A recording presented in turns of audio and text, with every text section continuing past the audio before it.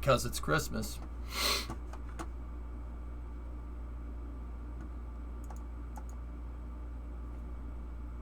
No worries, the weather is crap for the next 2 weeks in Kuru, please. Yeah, even getting this near Christmas at all is a very bad idea. But we'll talk about that more after break. I will be right back. Let me switch us over to the space news category and we will go from there. EJ's Space and Rocket Review. Maybe just my perspective as someone who doesn't celebrate Christmas, but I kind of doubt it weighs on them as much as the telescope.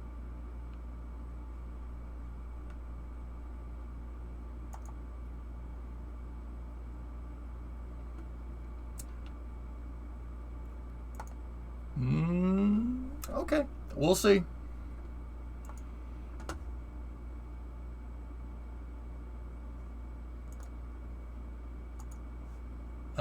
Interesting, Alex.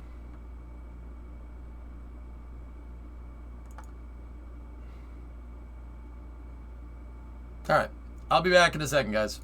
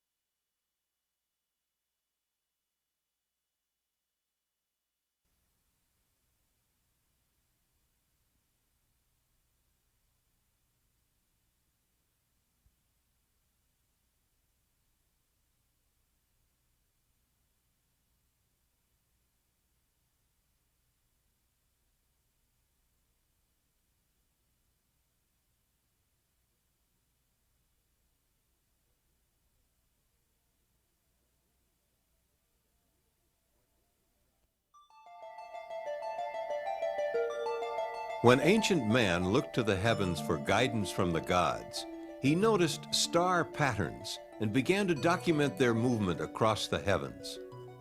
The ancients believed that the earth was flat, but around 350 BC, Aristotle proved that the earth was round. Later, about 150 AD, Ptolemy presented the geocentric theory, the belief that the earth is stationary at the center of the universe, with the sun, moon, stars, and planets revolving around it in complex orbits. In the 1500s, Nicholas Copernicus of Poland presented the heliocentric theory, the belief that the Earth revolves around the sun as it rotates on its axis. This aspect of astronomy evolved into an intricate study of planetary motion known as orbital mechanics. Today, orbital mechanics is applied to space flight and satellites that orbit the Earth or travel beyond our solar system.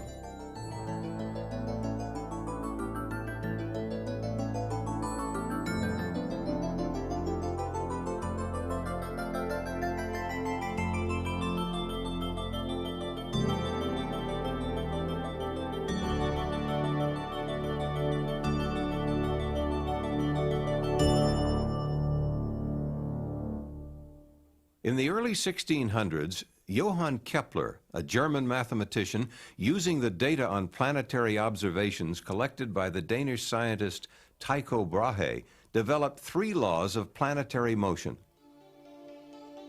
Kepler's first law states, all planets move in elliptical orbits with the Sun at one focus and the other focus empty.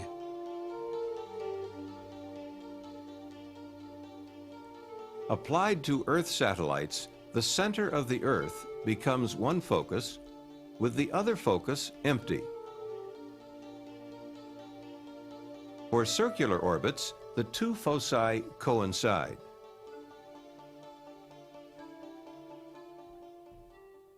Kepler's second law, the law of areas, states, the line joining the planet to the Sun sweeps over equal areas in equal time intervals. When a satellite orbits, the line joining it to the Earth sweeps over equal areas in equal periods of time. If areas 1, 2, and 3 are equal, times 1, 2, and 3 are also equal. Therefore, the speed of the satellite changes depending on its distance from the center of the Earth. Speed is greatest at the point in the orbit closest to the Earth, called perigee, and is slowest at the point farthest from the Earth, called apogee.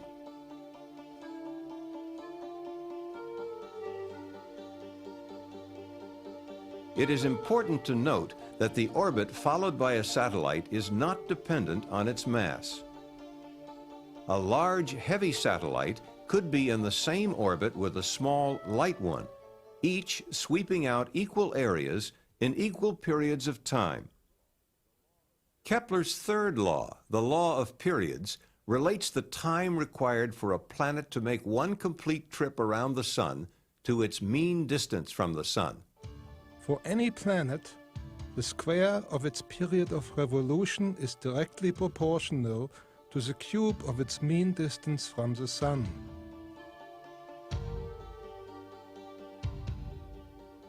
Applied to Earth satellites, Kepler's third law explains that the farther a satellite is from the Earth, the longer it will take to complete an orbit, the greater the distance it will travel to complete an orbit, and the slower its average speed will be.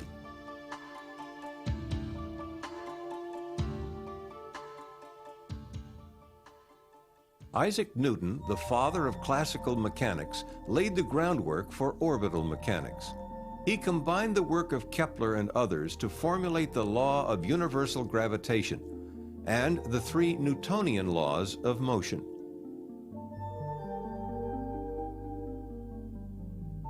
While Kepler's laws provided a conceptual model of orbital motion, Newton's laws provided the foundation for the mathematical description of orbits. They explain why a satellite stays in orbit.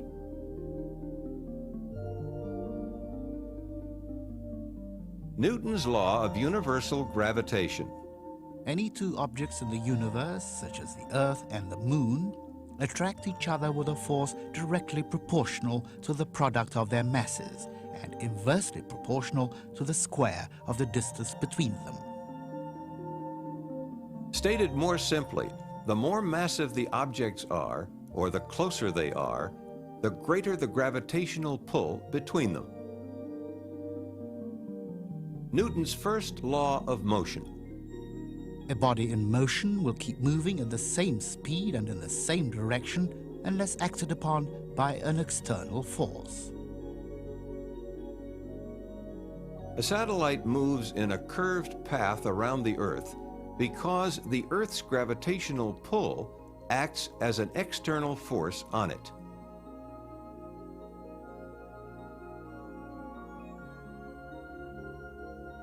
Newton's second law of motion.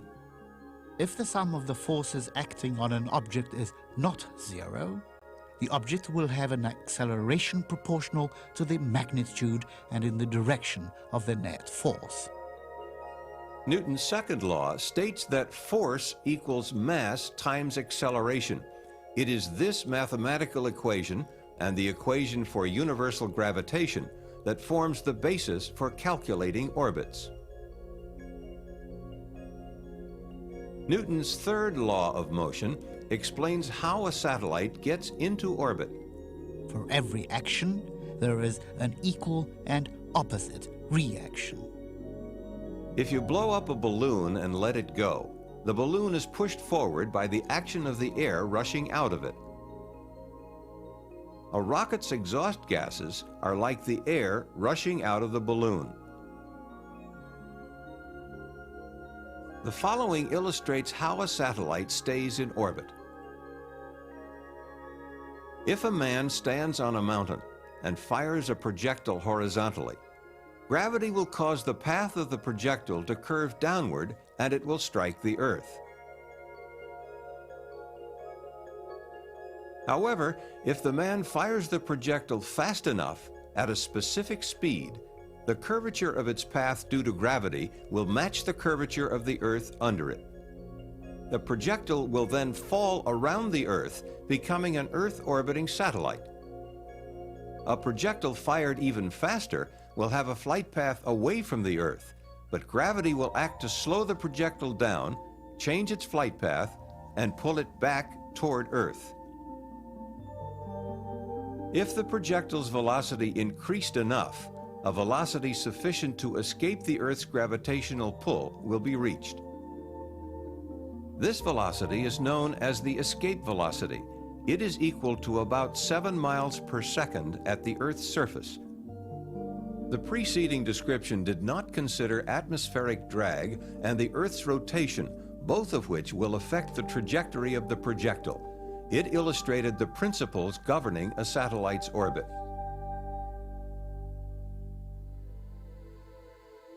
There are 6 numbers called the orbital elements, which specify the size, shape, and orientation of an orbit in space, as well as the location of the spacecraft in the orbit. Based on an orbit which is an ellipse, the 6 orbital elements are length of the semi-major axis, eccentricity, inclination, right ascension of the ascending node, argument of perigee, time of perigee passage. The major axis of an elliptical orbit is the line joining the perigee and apogee. This line is also referred to as the line of apsides.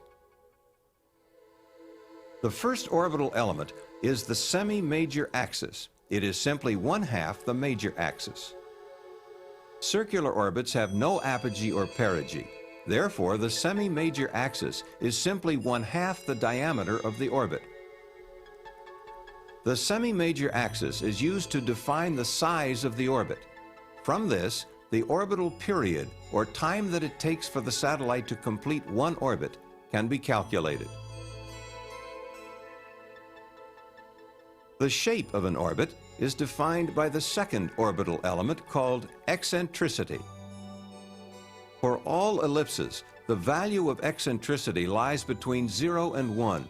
The larger the value, the more elliptical the orbit. A spacecraft in Earth orbit with an eccentricity equal to or greater than 1 will escape the Earth's gravitational field. When orienting an orbit in space, a 3-dimensional coordinate system must be defined. The coordinate system commonly used is the geocentric equatorial coordinate system, which has its origin at the Earth's center. This coordinate system is a non-rotating reference system in which a satellite's orbital plane tends to remain fixed relative to the stars while the Earth turns beneath it. The XY plane is the Earth's equatorial plane. The positive x-axis points to the vernal equinox. This is the point where the sun appears to cross the Earth's equator on its way north on the first day of spring each year. The z-axis is along the Earth's spin axis toward the North Pole. Nodes are points in a satellite's orbit which intersect the Earth's equatorial plane. The ascending node is the point at which the spacecraft crosses the equator going from south to north. The descending node is where the spacecraft crosses the equator going from north to south. The line joining the two nodes is called the line of nodes. The orientation of an orbit is determined by 3 orbital element angles. The right ascension of the ascending node is the angle between the x-axis and the ascending node. It is always measured eastward from the direction away from the vernal equinox in the Earth's equatorial plane.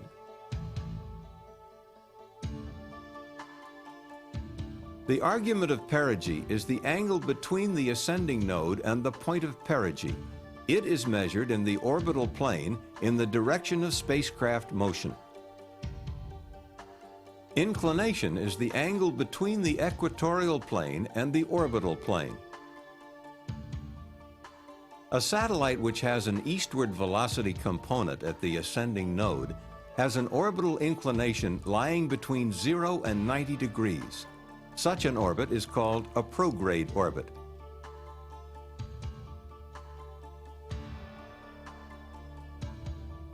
A satellite which moves due north at the ascending node is in a polar orbit. Polar orbits have an orbital inclination of exactly 90 degrees. A satellite with a westward velocity component at the ascending node is in a retrograde orbit and has an orbital inclination between 90 and 180 degrees. The 5 orbital elements explained thus far describe the size, shape, and orientation of the orbit in space. The final element is a time value used to locate the satellite in its orbit. A satellite moves in a very predictable manner. It stays on schedule. Thus, if the time at which a satellite passes a particular point is known, the time when it will pass any other point can be determined. The particular point chosen is perigee, and the time of perigee passage is the last of the 6 orbital elements.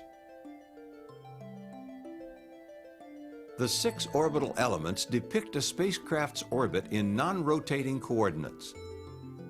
To visualize an orbit relative to the rotating Earth, a projection traces the spacecraft's position on the Earth's surface. The projected path is called the ground track. As a satellite orbits the Earth, the ground track shifts westward. There are 2 causes for this. First, the primary contributor is the Earth's rotation toward the east under the orbital plane. Second, because the Earth is not a uniform sphere and bulges at the equator, its gravity is greatest at the equator. This causes the orbital plane to rotate slowly around the Earth's polar axis in a motion called precession. Precession is toward the west for prograde orbits and toward the east for retrograde orbits. For low Earth orbits, such as those of the Space Shuttle at 150 miles altitude, the westward shift of the ground track due to the Earth's rotation is about 22.5 degrees, while the shift due to precession is only about a half degree. The inclination of a satellite orbit determines the north and south latitude limits of its ground track. The minimum orbital inclination is equal to the latitude of the launch site and is achieved by launching due east. For example, if a satellite is launched due east out of the Kennedy Space Center, which is located at 28.5 degrees north latitude, its orbital inclination will be 28.5 degrees, and the limits of its ground track will vary between 28.5 degrees north latitude and 28.5 degrees south latitude. If launch azimuth or direction of flight at launch, measured eastward from due north, is increased from due east, the orbital inclination angle increases as well as the maximum latitude of the north-south ground track. Therefore, the latitude limits of the ground track equal the new launch inclination. Similarly, if launch azimuth is decreased from due east, orbital inclination once again increases as well as the latitude limits of the ground track. The maximum practical inclination from a Kennedy Space Center launch is 57 degrees. This limit is imposed for safety considerations in order to keep the spacecraft and its booster system from flying over land masses during the ascent phase. To obtain an orbit with an inclination greater than 57 degrees, the spacecraft is launched from Vandenberg Air Force Base in California. Vandenberg offers the opportunity for southerly launches with orbit inclinations between approximately 70 degrees prograde through 138 degrees retrograde.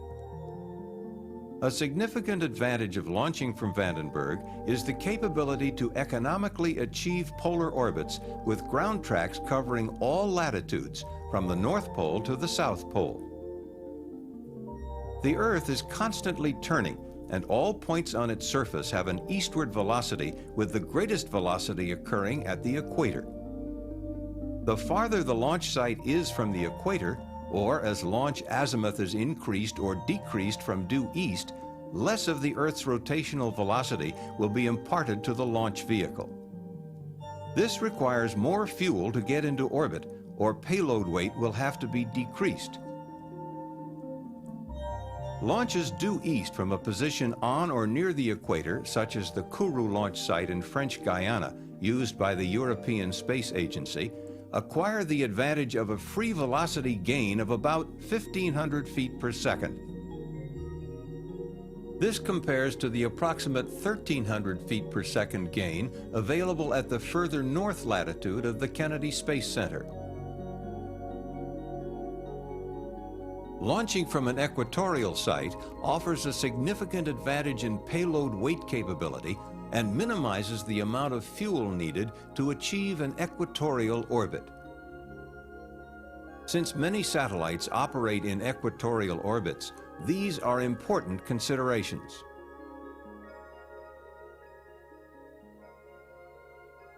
Spacecraft are launched within a specified time interval called the launch window. Some of the factors affecting the launch window are launch and orbit lighting conditions, sun angles, payload orbit requirements, rendezvous phasing if a rendezvous is planned, tracking and communication requirements, and collision avoidance with other orbiting objects, to name a few. One of the factors defining the launch window for the Space Shuttle is launch lighting conditions, which can be illustrated by plotting time versus day of year. On this plot, we see daylight and darkness at the launch site. The longer daylight hours occur in the middle of the year, summertime. If daylight conditions are required for a convenient emergency landing site for the Space Shuttle, the launch window would now look like this. During the winter months, the available launch window for lighting conditions alone can be as little as 3 hours per day. When combined with the many other launch factors, the launch window becomes even more constrained. The choice of a particular launch vehicle for a mission depends upon the weight and size of the payload and the desired orbit. Expendable rockets used to place spacecraft in orbit usually consist of several stages that may incorporate both solid and liquid propellants for propulsion. When the fuel in each stage is depleted, the spent stage is jettisoned. Staging offers the advantage of discarding weight when it is no longer needed. The Space Shuttle is a two-stage system. At liftoff, the 2 solid rocket boosters and 3 Space Shuttle main engines are all producing thrust. After approximately 2 minutes of flight, at an altitude of 25 miles, the fuel in the solid rocket boosters is depleted and they are jettisoned. The 3 main engines, fueled by liquid oxygen and liquid hydrogen carried in the external tank, continue to burn for several minutes until the shuttle reaches its cutoff velocity. At this time, the main engines are shut down and the external tank is jettisoned. 2 additional burns using the orbiter's maneuvering system, referred to as OMS, are required to place the orbiter in its final orbit. The OMS 1 burn occurs about 2 minutes after main engine shutdown and establishes the orbital apogee point. The OMS 2 burn takes place approximately 30 minutes later and circularizes the orbit. Once satellites are launched and put into orbit, it is often necessary to change the orbit with an on-orbit burn. The common term used in describing on-orbit burns or engine firings is delta V. Delta V is the incremental change in spacecraft velocity measured in feet per second resulting from the burn. Oh, look at OMS The firing. amount of fuel used during a burn depends on the desired delta V change and the mass of the spacecraft. Because the amount of fuel carried is limited, fuel consumption is one of the primary considerations in spacecraft mission planning and is critical to orbit lifetime. On orbit, this a video's spacecraft clutch, man. can thrust in any direction. Burns along the flight path, forward and backward, are the most common. A unique feature of any orbital burn is that if no other burns occur, the spacecraft will later always pass again through the point of burn. Forward burns increase the spacecraft's velocity and are known as posigrade burns. With posigrade burns, the flight path of the vehicle will be raised at all points except the burn point. What up? Burns opposite the direction of flight, which slow the spacecraft down, are called retrograde burns. For retrograde burns, I was the making orbit coffee, will be Roblox. lowered Get at off all my tail. points except the burn point. The greater the delta V, the greater the difference between the pre-burn and post-burn orbits. What is this, Wishio? Burns can be lot of combined stuff. into maneuver sequences to change orbit size, shape, or orientation. One of the most common maneuver sequences is made up of two burns and is used to accomplish an orbit transfer between two circular orbits in the same orbital plane. Nice. The most energy-efficient transfer between two orbits of this type is the Hohmann transfer. Hohmann, baby. The Hohmann transfer is actually 1/2 of an elliptical orbit with its perigee in one of the orbits and its apogee in the other. The burns occur at the perigee and apogee of the transfer orbit. The use of the Hohmann transfer minimizes the delta V required, thus having the advantage of using minimum fuel. The disadvantage of the Hohmann transfer is that it takes longer than most other transfers. The type of the transfer sequence depends on the 5-6 mission hours out and the in a row. amount of fuel available. For example, a space rescue where time is critical might use a fast transfer, while a routine satellite deployment, where fuel saved for later use is important, would most likely use a Hohmann transfer. The burns discussed so far have all been maneuvers in the original orbital plane and do not affect orbit inclination or node position. There are did you see the situations ohms firing? which That's require cool. an orbital plane change, such as setting up a rendezvous or placing a satellite in an equatorial orbit. Why was the satellite spinning when it got released from the shuttle? It's a good question, Nora. What do you think? Why would they spin it? Remember, not why did they do that? What are they trying to do? Right? So, what are they trying to do to get the satellite to spin? Think about it. Why would they spin it? That makes no sense. Why would you do that?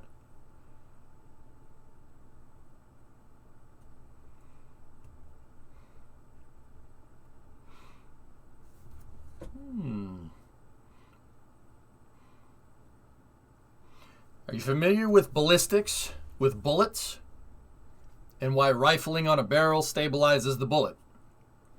When you fire a gun, right, if it has a rifled barrel, there's like a corkscrew groove cut into the barrel, and that spins the bullet when it comes out of the muzzle, right? That spin stabilization keeps it nice and stable, and that thing it doesn't tumble end over end except if it hits something, right? Satellite's the same way. They keep the satellite spinning, so it's basically SAS. They turn the entire satellite into a big gyroscope, and that just keeps it nice and straight when it deployed out of the shuttle's payload bay. You see, words are like bullets. We need to get you some relativity space shirts. Relativity, zombie?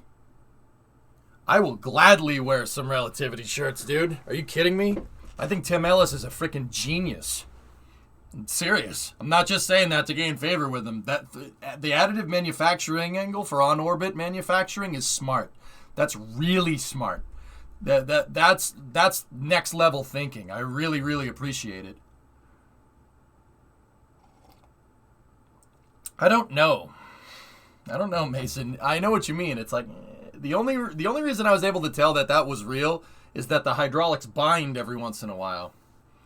If I will only accept relativity shirts if they are in fact 3D printed as well. Hot glue is the original additive manufacturing. Nice. But yeah, here, there's not much left in this video. We'll finish it up. To change the inclination, the thrust vector must be directed at an angle to the orbital plane. A thrust with a component that is perpendicular to the orbital plane at either the ascending or descending node will rotate the orbital plane about the line of nodes. A northerly out-of-plane thrust at the ascending node will increase the inclination of a prograde orbit, while a southerly thrust will decrease it.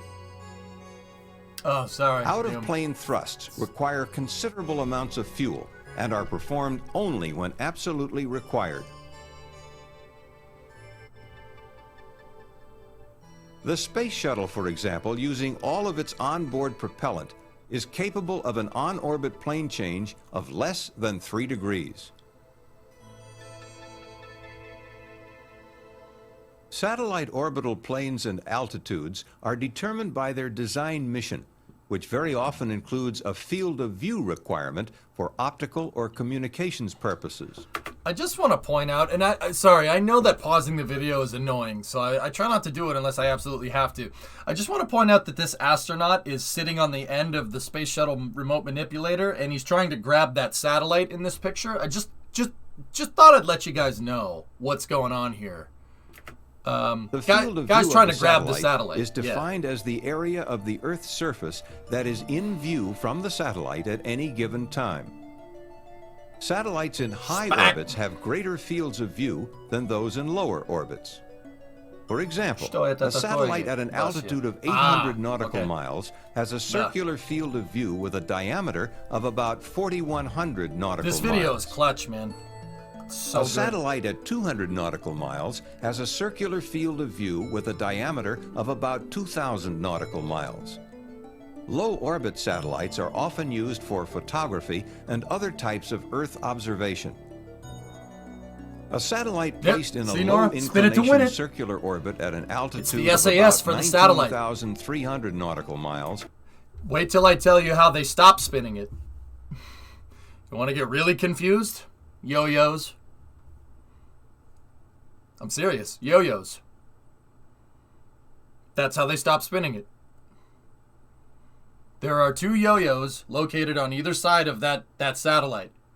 Do you want to get the satellite to stop spinning? You let the yo-yos go, and just like if you put the yo-yo all the way to the end, right? I'm serious, it's a freaking yo-yo. I'm not kidding. They'll extend all the way out because it's spinning, right? And because they're weighted, it'll increase the moment. The yo-yo will increase moment on the vehicle, and it'll stop. They'll get it to stop spinning. Yep. Open arms to stop.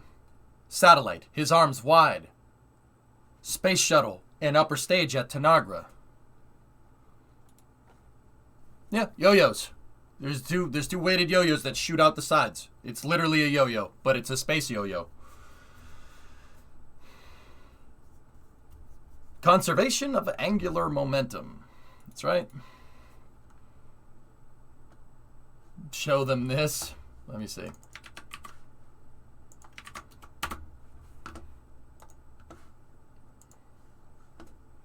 I know, Procyon.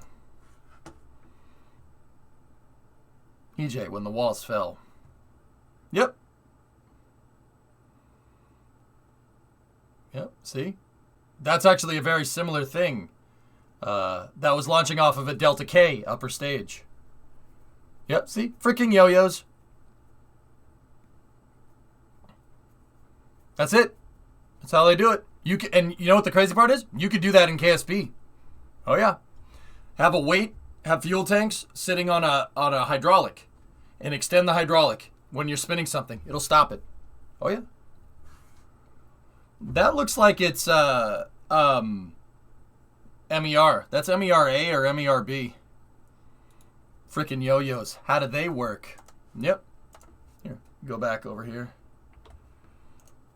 Will have an angular velocity exactly equal to that of the Earth's. You can see the yo-yo dispensers. They're right there. The satellite would seem to remain stationary in longitude as viewed from the ground. Such orbits are called geosynchronous and are used to provide a continuous communications capability among any system of ground stations within their field of view. The geosynchronous orbit field of view is constant and is limited to a latitude zone of about 70 degrees north and south of the equator.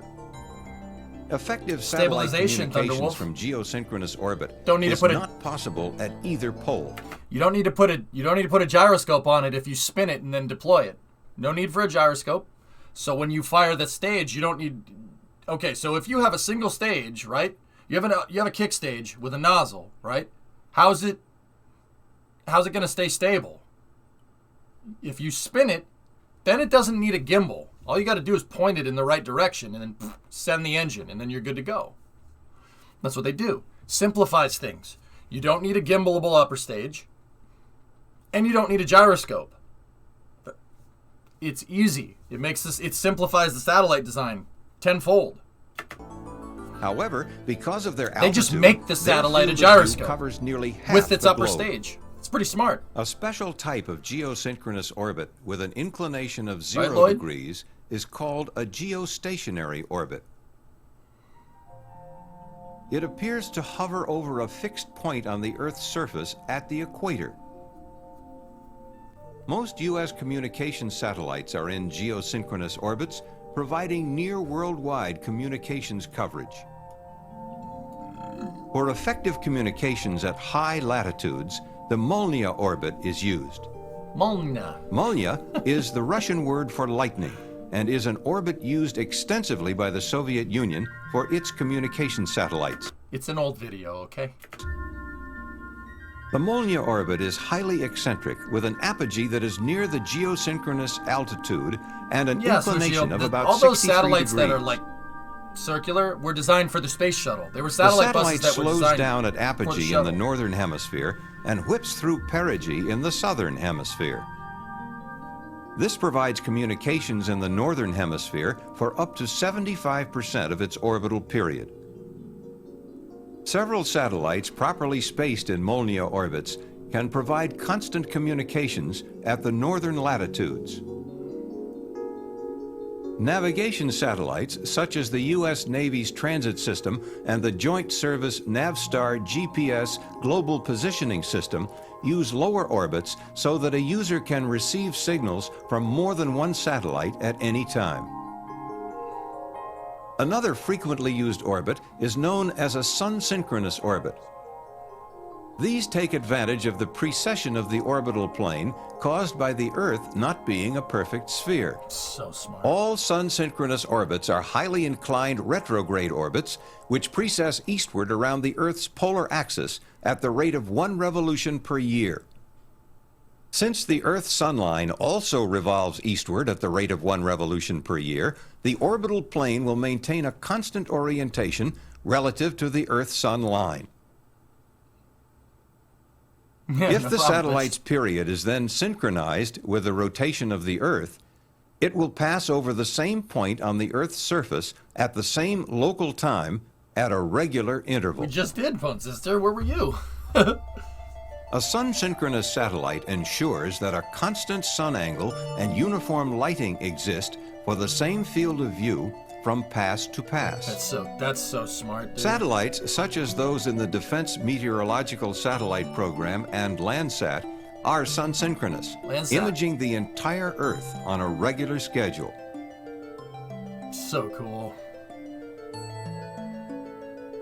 The gravitational attraction of the Earth on a spacecraft causes it to move in its orbit around the GoldenEye Earth. was in sun synchronous. There are other, much smaller forces which will cause a spacecraft to deviate from its desired orbit. These forces cause what are known as orbital perturbations. Perturbations. Orbital precession, which is used to obtain sun-synchronous orbits, results from the perturbing effects of the Earth's non-spherical shape. Other perturbing forces are the gravitational pull of the Sun, the Moon, and planets, Everything and affects solar everything. winds, And also your mom. which are charged streams of protons and electrons that heat the Earth's atmosphere and increase atmospheric drag. In most cases, perturbing forces can be compensated for in the spacecraft and orbit design and present no major problems. Chad's like, well, If the why? forces disturb the No. orbit too much, thrusters can be fired to Like- re-establish its desired orbital orientation Oh, or altitude. the ohms burn. Oh, that's so This legit. is particularly Actually, that's true RCS. for spacecraft orbiting at very low altitudes, where the effects of atmospheric drag are greater, and if not compensated for, will eventually cause the spacecraft to deorbit. A spacecraft's operational lifetime is frequently limited only by the amount of fuel available to DFIU and the maintain its payload desired orbit. When its useful life is complete, Sorry, just this is a it's only a model. This is an early graphic of a shuttle mission, and I can tell you the exact shuttle mission from the payload bay. That's STS-1. That's STS-1's payload bay configuration. See this thing? Developmental Flight Instrumentation Unit, the DFIU, that flew on STS-1.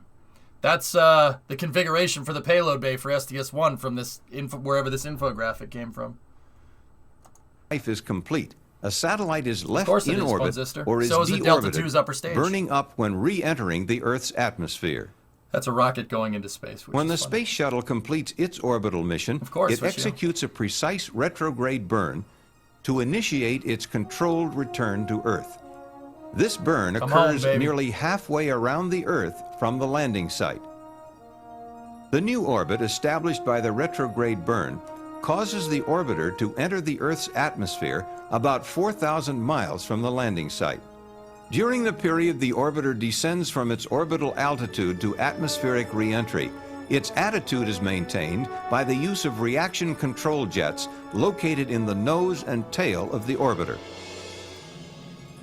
Once the orbiter enters the Earth's atmosphere, its wing and tail Come on, aerosurfaces begin to become effective and gradually replace the jets for attitude control.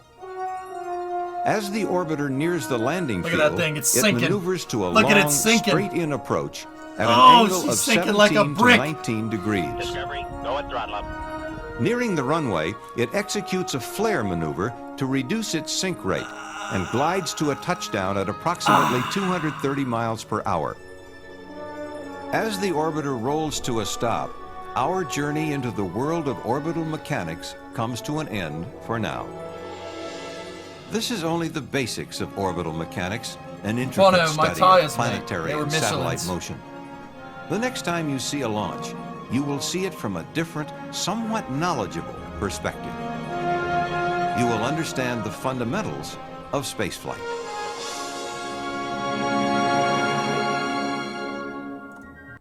Thanks, Peter. All right.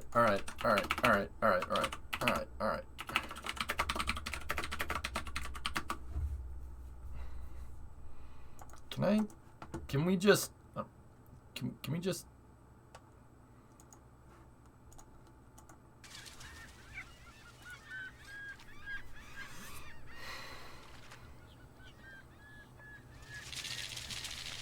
wait for it?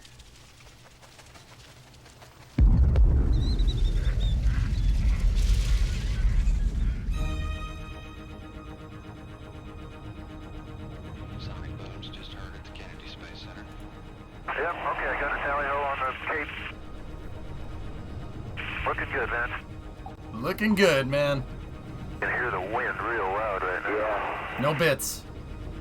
At the end of a 3 million-mile journey, the space shuttle is coming home. Look at that thing. It's in a nosedive. Oh, it's amazing. The commander has to make a perfect Guys. landing now. He has no engines to take him around. Watch how again. quickly the ground comes up in the next shot. Thanks for the bits, everybody.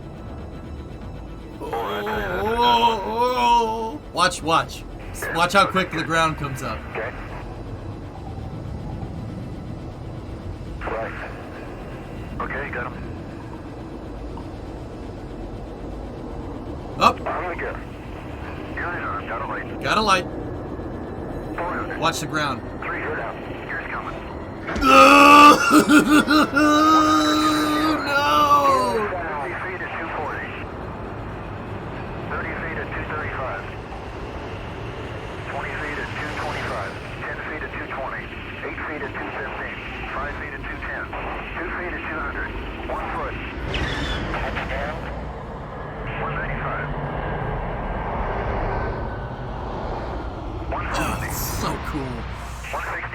Yeah, Swishio. It's a brick.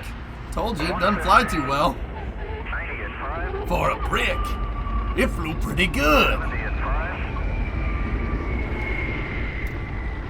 5. 50 knots. 5 deceleration. 30 at 5. Why does it look like Blade Runner? Florida in the morning, man. Yeah, the skies turn all different types of colors in the morning in Florida. You can get, sometimes it's like green. Yeah, swamp gas reflect off of Venus and stuff.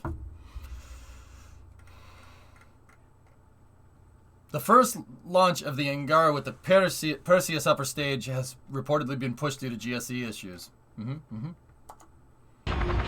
realize that the next Falcon 9 will be its 135 mission. Refuge, the shuttles land.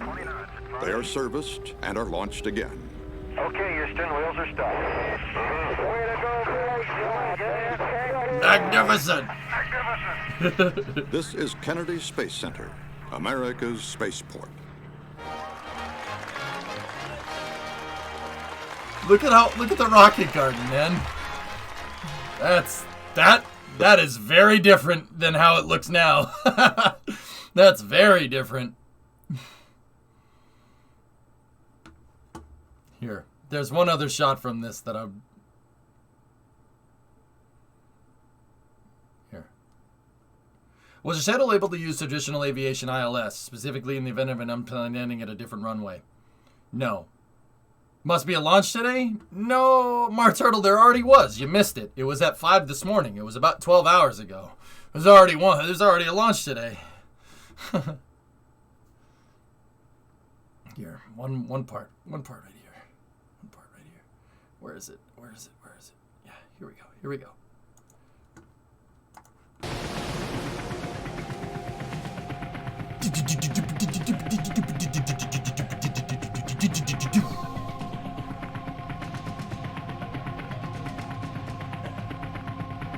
I can tell you why, character, if you want. Yeah, sure. Give me a second.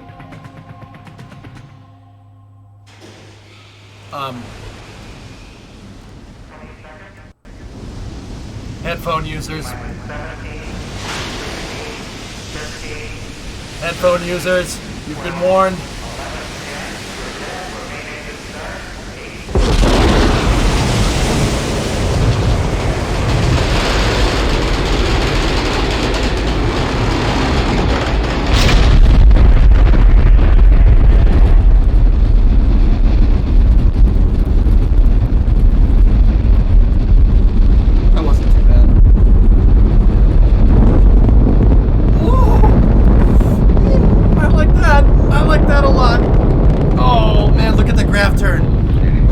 The shuttle did not give a frick. Frick your aerodynamics. I'm going to space today. Frick you, gravity. Frick you, gravity. Oh, that is...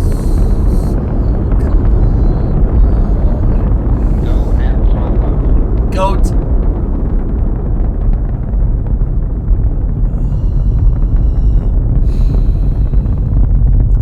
Okay. All right. Okay. All right. I'm trying to stay awake. I'm trying to wake up. One more. I got something. I got one more thing. Here it comes.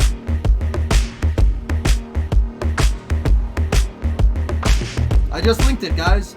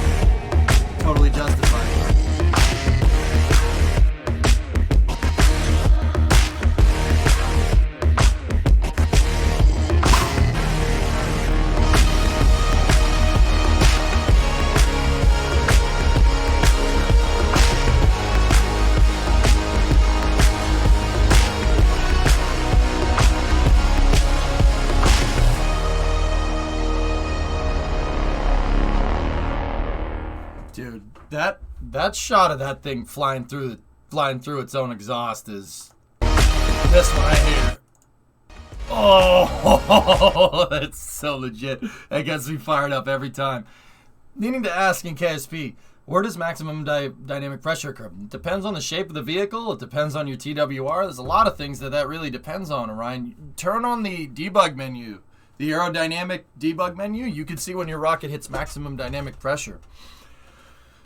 You don't really want to go more than like 13 kilopascals, or 13,000 newtons. Not 13,000, 13,000 pascals. If you get above that, your rocket is going to put a lot of load on the rocket. Just.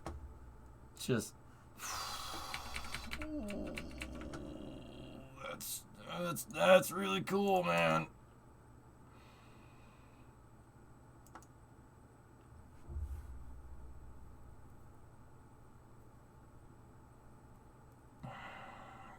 That was a little while back, yeah. I'm alright, Big Star. How are you? Okay, Doom. I'll check it out. Alright. Anyway, welcome to Space News. Let's go. Let me turn down Volume Master in case we have another video. Let's see. Let me check on what's happening here. So we have there's a lot of Starbase stuff. There's always a lot of Starbase stuff on the Space News on Tuesdays because they update.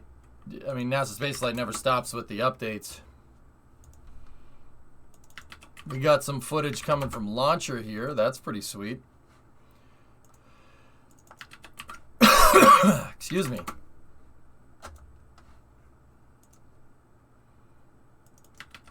All right, we got some news coming out of Japan. That's pretty good.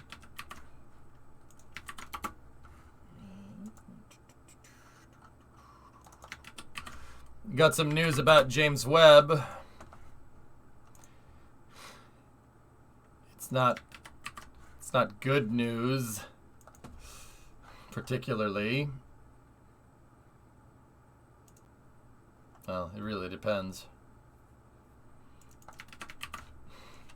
Christmas Day, because life. All right, I think I got enough here.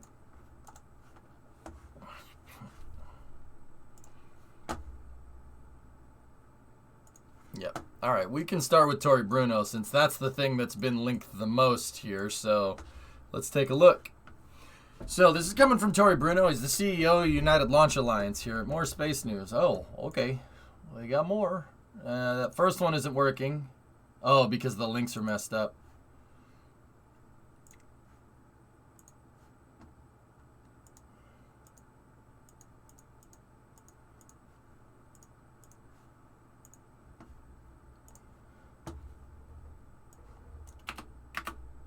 I got Katya's first picture, or first link, and then the second one, I think I have it. Yeah, okay. I got it. I have those three. All right, so let's take a look. Now, that is a fine-looking Centaur 5. The Delta upper stage on the right is pretty cool, too. Hey, that's Centaur 5, so that's Vulcan's upper stage right there. And that looks to be pretty high fidelity right there, meaning that that's one that will fly into space. You got a Delta 4 second stage over here, which is, that's pretty good. I like this one. This is wonderful, but I like this. I might have asked Tori for Artemis 3 ICBS updates in the comments of this. Nice. NASA, a video from NASA. Oh. Yeah, that actually is a pretty dang high fidelity stage. That's really... They haven't installed the... See, there's the aft carrier right there. They have like a lattice structure that carries all the stuff on it. What kind of stuff? Electrical, avionics, stuff like that. See it all right there? I actually don't know. I say aft carrier, but I'm not sure what that piece is called right there, but it bolts onto the back. She's big. Yeah, it's a 5-meter stage. Centaur 5 is great, man. That's going to be an amazing upper stage. I'm not sure if that's for Artemis. I think that's a Delta 4 stage. You could tell because on the ICPS, the hydrogen tank is a lot longer. That's very short. So that's a Delta 4. That's a DCSS.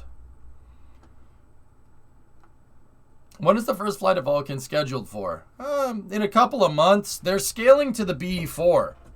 And the BE4 is scaling to NSSL guidelines. So it's going to take a second. The only thing that's really delaying Vulcan right now, guys, is the fact that it has no payloads to launch.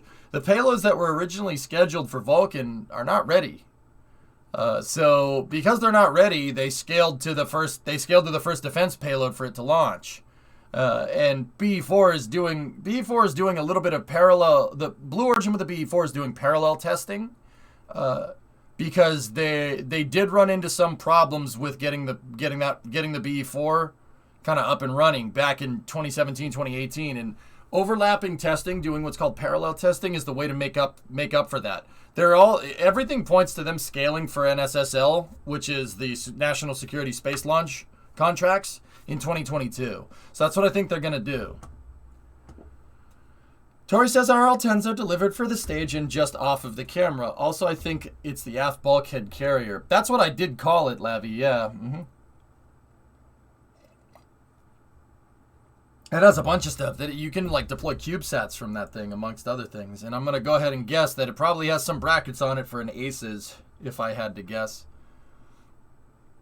Where are my engines, Jeff? Anyway, so next bit of news over here. Due to adverse weather conditions at Europe's spaceport in French Guiana, the French VA-256, or the flight VA-256 to launch James Webb, initially scheduled for December 24th, is being postponed. The new target launch date is the 25th, as early as possible within the following launch window.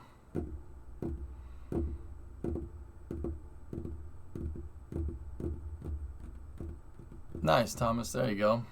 Great.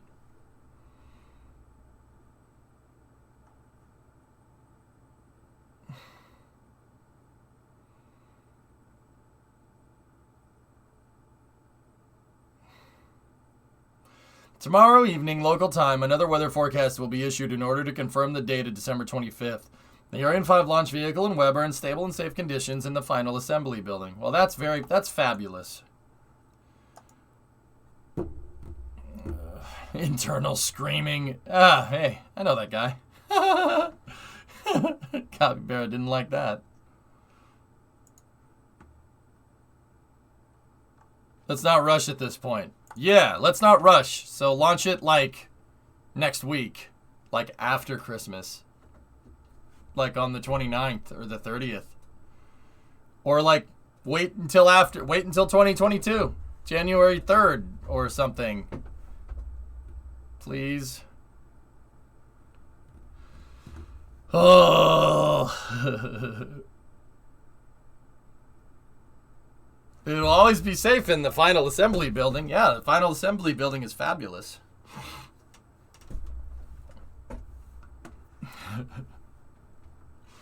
Okay, so it's tentative, but yeah, definitely not happening on the 24th. And that's going to be really awkward because that means I got to bring my laptop with me because I am not going to be here on the 25th, 26th, or the 27th.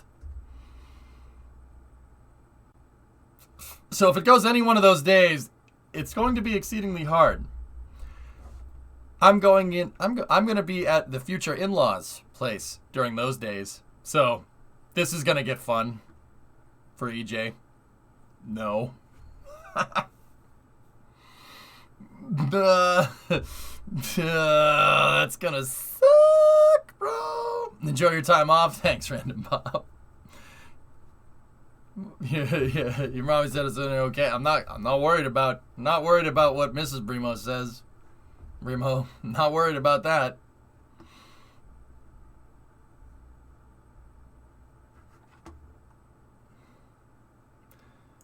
I think this is a pretty good response to the delay.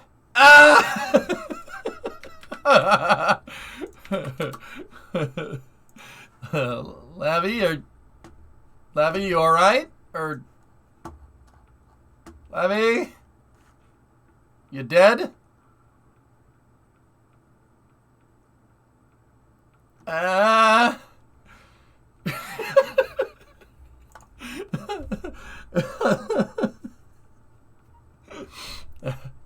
Are you okay, or? Ah.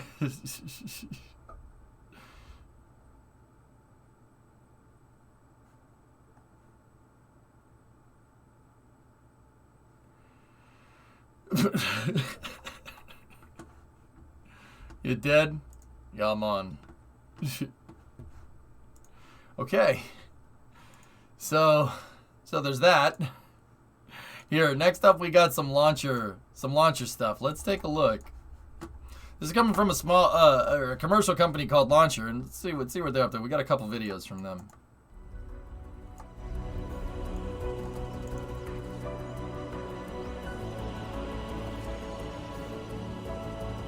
Yeah, Swishy, I'll be here on New Year's.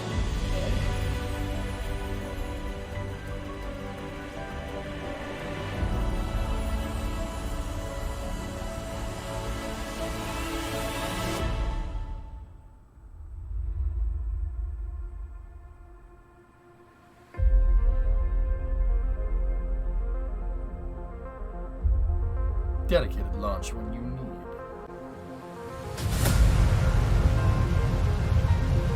Nice graphics, though. Really nice graphics, though.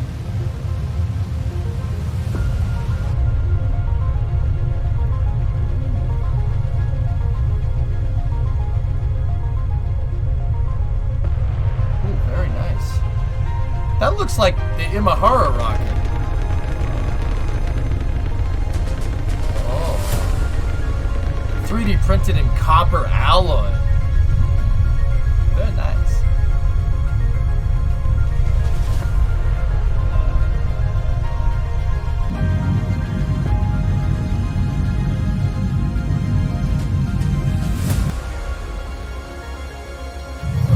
Graphics.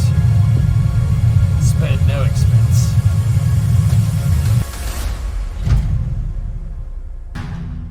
Yeah, that's right, Hired. Oh, really, Thomas? Yeah, I was gonna say, these graphics are fantastic. Rideshare when you can. First mission on SpaceX's rideshare in October of 2022. Look at that thing. Look at that little guy. Your satellites. Trade offer. You receive on-orbit satellites. I receive rocket launch. Do we have a deal?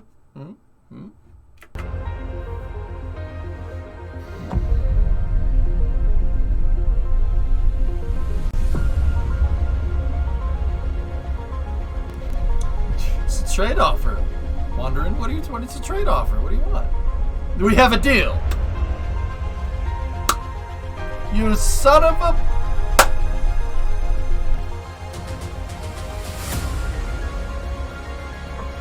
Precise, controlled separation. Technology that meets your needs in space.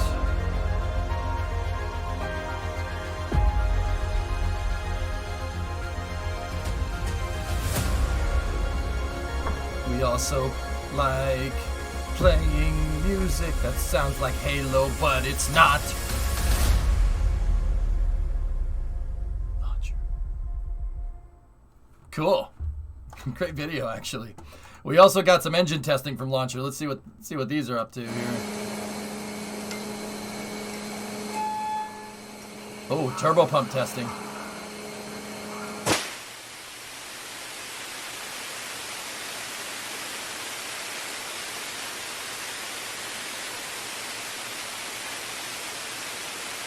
That's a lot of locks.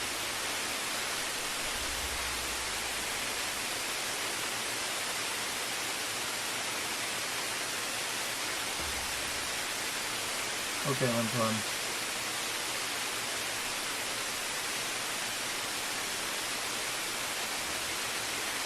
No, it's not failing. That looks to be working just fine. Lick it? Nah. No. I don't think I will. I haven't banned it. Did you watch the Tim Dodd video interview with Electron CEO? A triple dog dare you? Oh, well, now I gotta do it.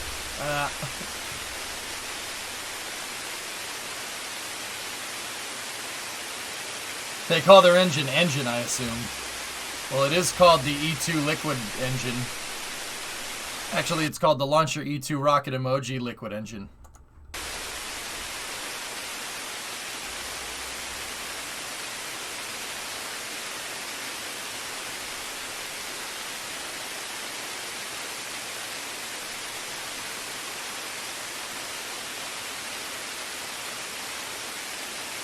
Didn't Zeppelin play? I want a whole lot of locks. Are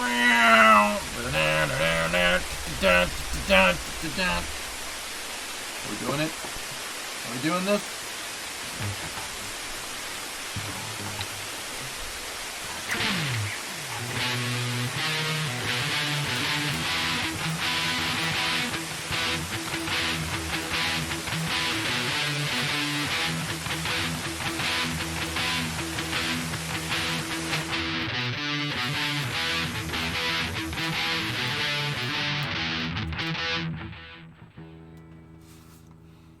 How do they not freeze? I'll tell you in a second. Hey, Jack.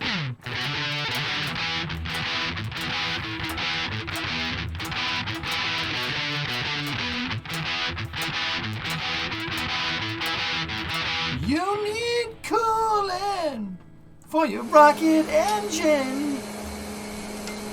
All right.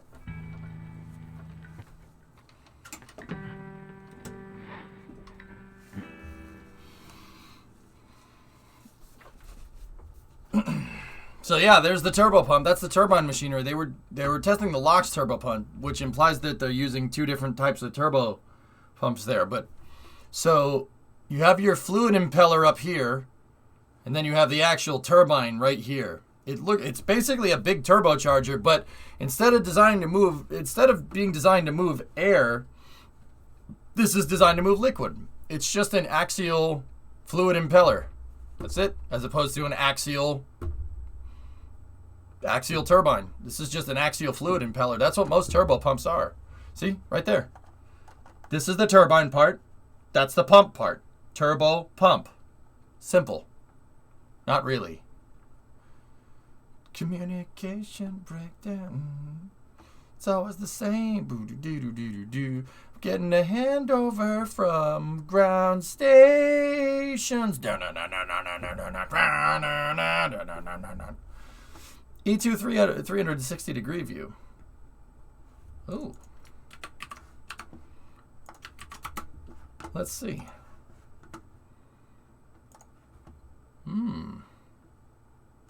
Yeah, additive copper. Interesting way to do that. All right.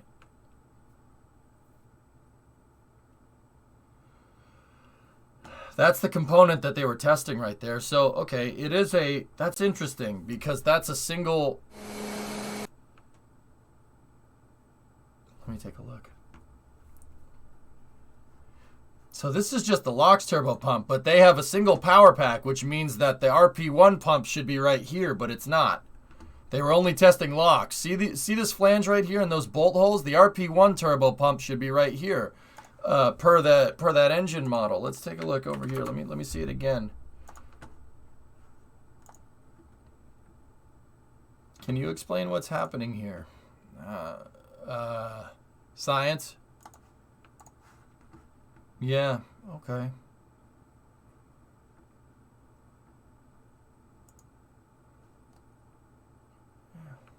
Huh.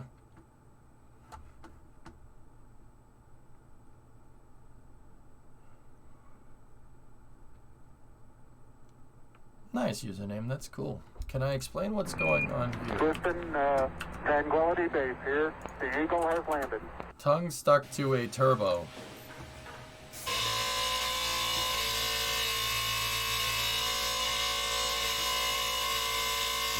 They're powder coating it.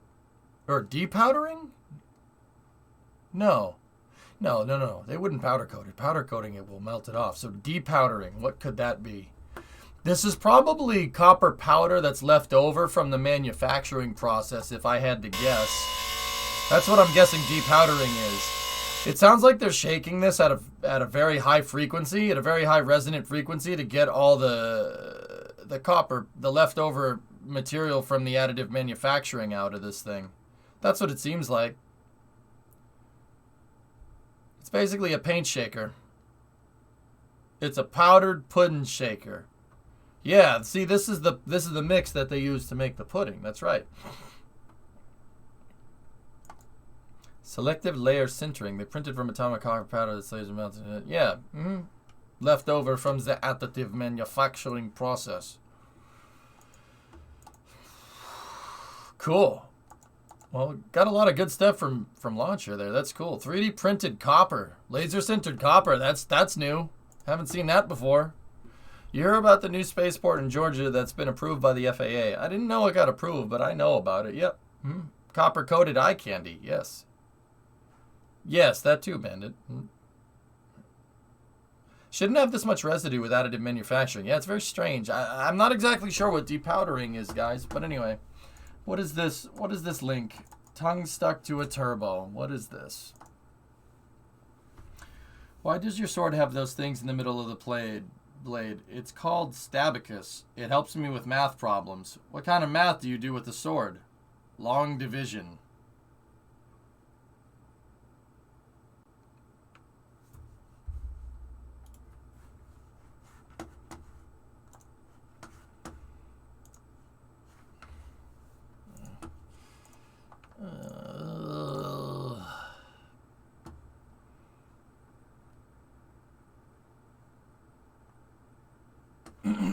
What is this, Loopy? I'm incensed to discover that the Ariane 5 mobile launcher is transported on the pad on rails, but is pulled by a truck rather than a locomotive. Oh.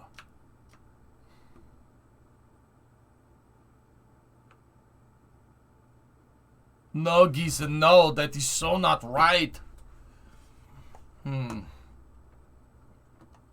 Well, that's a thing. Blue black diamonds from an RP1 engine. Oh, that's very nice.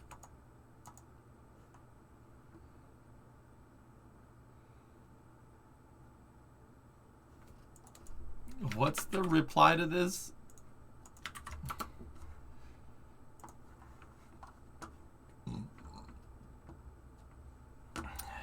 The ESA could have built a rocket railroad, but having turned to face God, they chose to walk backwards into hell.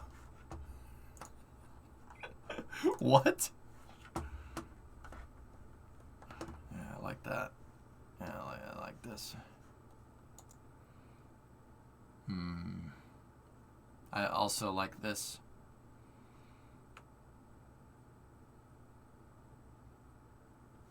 Who in the world would do that? The French?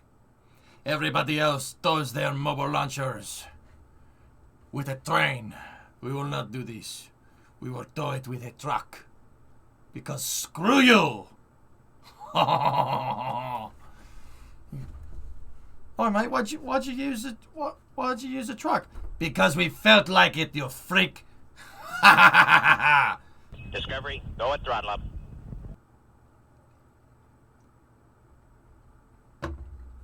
Did we not have a strong truck? We have a great truck. Look at it. While we're on the subject, what is a truck when it's a train? Huh? Oh, trackmobiles. Trackmobiles are cool. I like trackmobiles. I like it when trackmobiles move rockets. Loopy, see...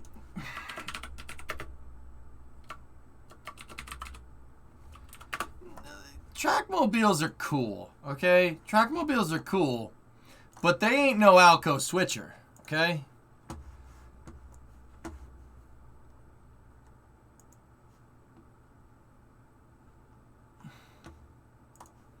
They ain't no Alco switcher locomotive, man. You know, like...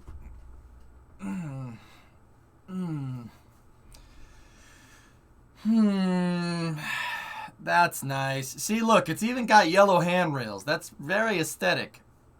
At this point, EJ should put a yes, I know about the area and delay on the screen. No. Absolutely not, but they are cool. All right, that's fair. Trackmobiles are cool, but they're not an Alco switcher. Alco switchers are aesthetic. Aesthetic as frick. Oh. Hey. Hey, baby. Oh, that's a shame. That shouldn't be there. Hello.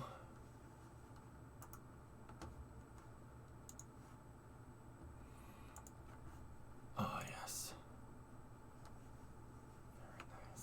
Very nice. That's nice. Okay, anyway, let's keep going. Kind of agree with Worm Logo Appreciator, though. All right, we got through that. Let's see. I do have more Russia stuff here. Let's see what's going on across the pond. I'm going to move a couple of links here. MS-20 did come back.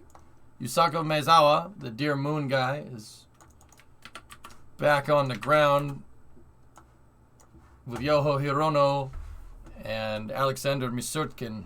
That's what this tweet is about. This morning, MS-20 successfully returned back to Earth and landed in the Kazakh steppe. Welcome home, Alexander Misurkin, Yusako Maezawa, you suck, and Yozo Hirono. I said Yoho, sorry. Hey, Beto, what's going on?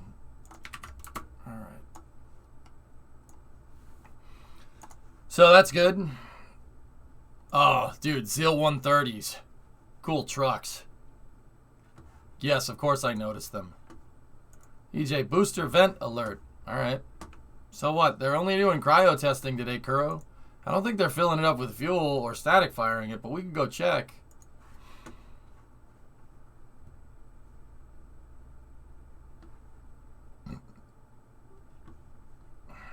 Are those amphibious? They are, Jam. Yeah. It's a Zil 130. Cool 6x6, to be honest with you. Or maybe not. No, not a Zil 130. Zil 130 is that. It's a Zil, but I forget which one it is. I have to go look.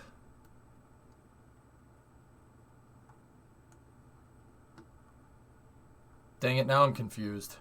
Why'd you confuse me? Hey, Katyusha. Nice. Those things can do anything? Yeah. No, those are cool trucks, man. Hey, oh. You can take the rockets off. I don't need the rockets. I don't need that. I just want the truck, to be honest with you. What is this?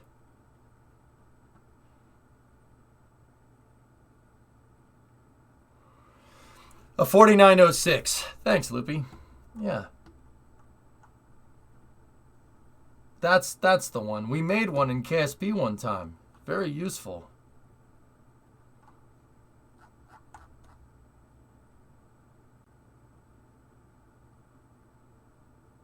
Yeah. There's one right there. What hang on. Zil 112. What is this?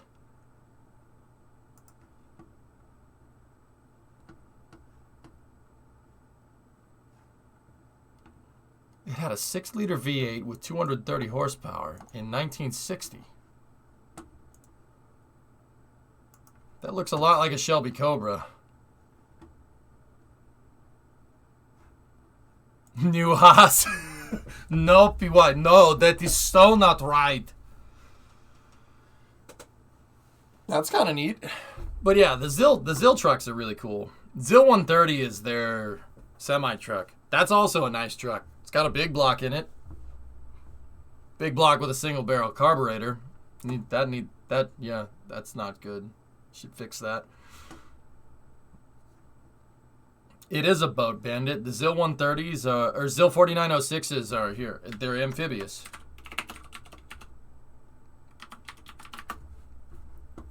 Yeah, see? They float. Dude, they're big. They're a big truck. They're big. Big boy. Okay, who has a better recovery truck, Russia or Blue? I mean, I'll take the Hemet, to be honest with you. Built for torque with the 1 barrel. Yeah, it needs a. You should give it a 4 barrel. 4-barrel and a supercharger. Then we'd be good.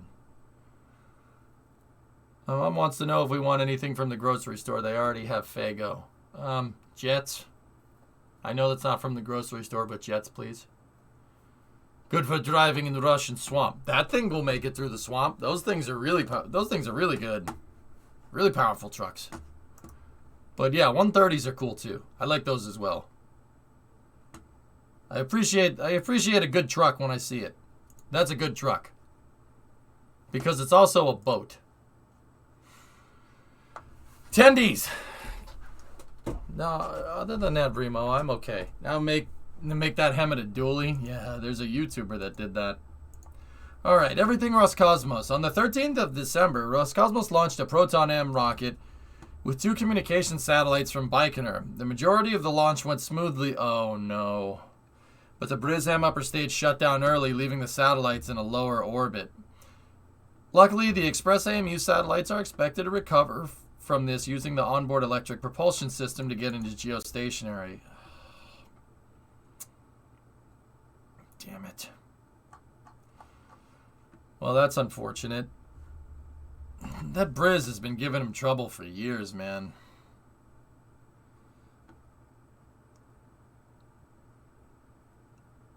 You never know where they'll have to go to pick up a capsule. Yeah, the Zill will be able to get through anything, man. They're tanks, freaking tank of a truck. I like them.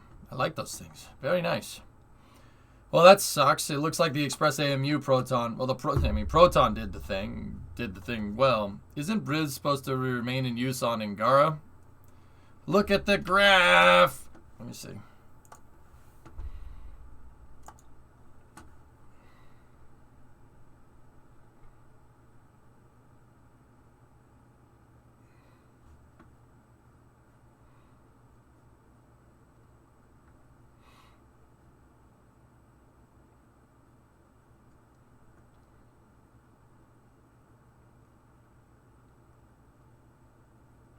$2,000 kilometers lower than expected. Let me look at these numbers. Semi-major 4,000 eccentricity 0.44, perigee 16,000, apogee 52.8, period 1374, 168 inclination.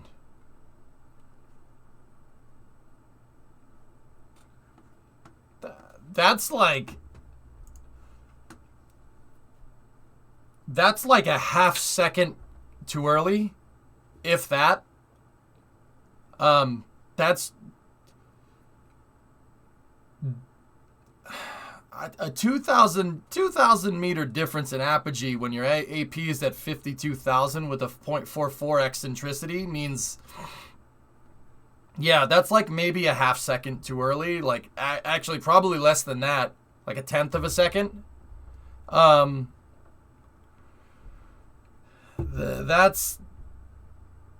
That's nothing, dudes. Is it 2,000 kilometers or 2,000 meters? If they're 2,000 kilometers short, then yeah, you got a problem. Yeah, that 2,000 kilometers is like 15, 20 seconds of burn there. That's no good. All right, Big Star, see you, buddy. Oh, wait, yes. 2,000 meters? Is it meters or kilometers? Man, I'm confused now. Can you just use miles and feet? I know they don't make sense, but you're not going to get them confused. That's for sure. That's one thing you got to give us. Yeah, metric is way easier. But miles and feet, ain't nobody confused those. Ain't nobody ever confused those things. It's a joke, please, for the love of God.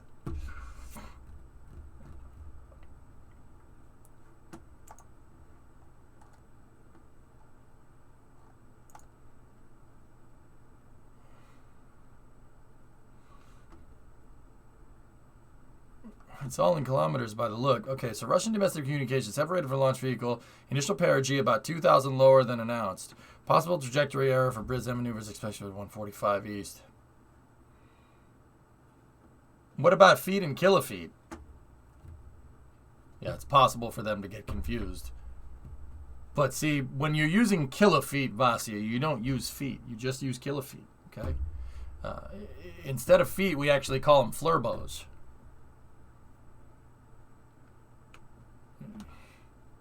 Don't you know American measurement systems? What's wrong with you? God dang foreigners. You told the Flurbo secret. We're Americans. Can we get that measurement in football fields, please?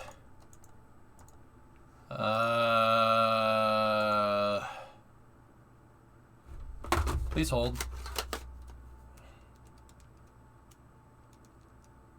176 football fields.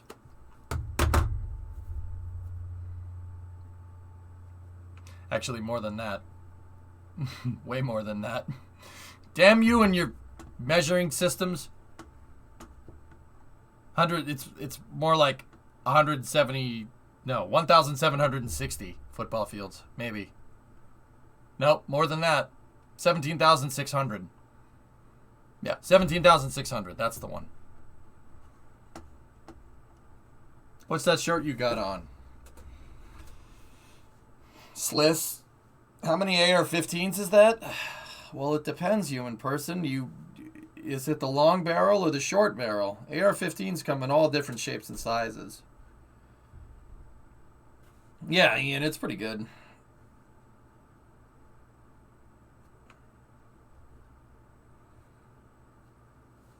No. Username. How many cricket pitches? Who cares? We don't care about your units. We don't care about your sports. Sorry.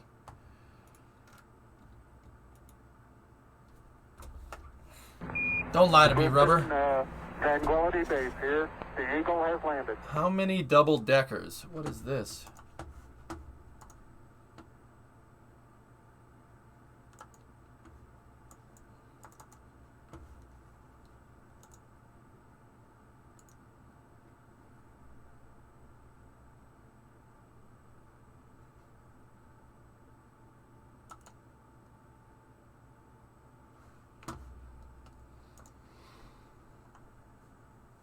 That was strange.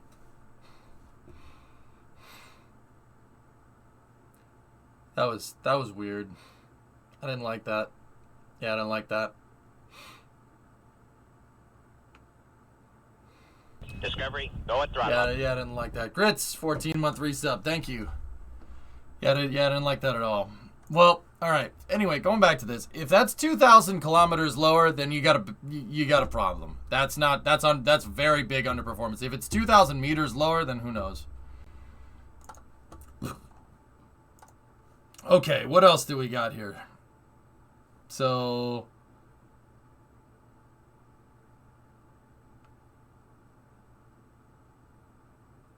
Ракета носитель Ангара на стартовой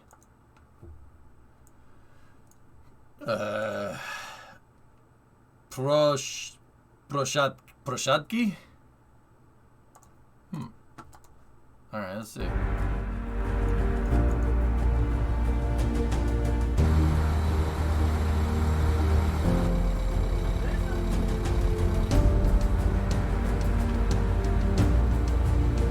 Oh, they're working on these are parts of the fixed service structure for Angara at Vostochny's pad.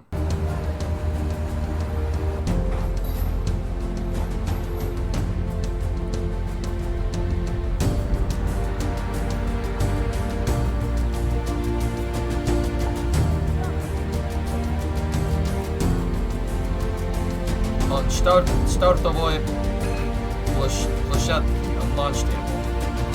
Where did you get that SLS shirt? From Boeing?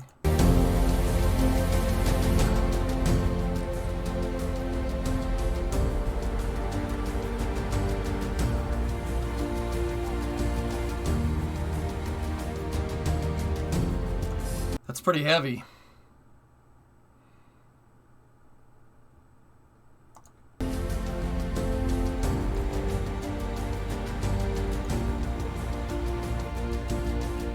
Trucks! Trucks! Man! Where's the Kamaz at, man? You guys need some Mack trucks over there or something. Силами космического центра Восточного были доставлены составные части первых 4 этажей кабель-заправочной башни.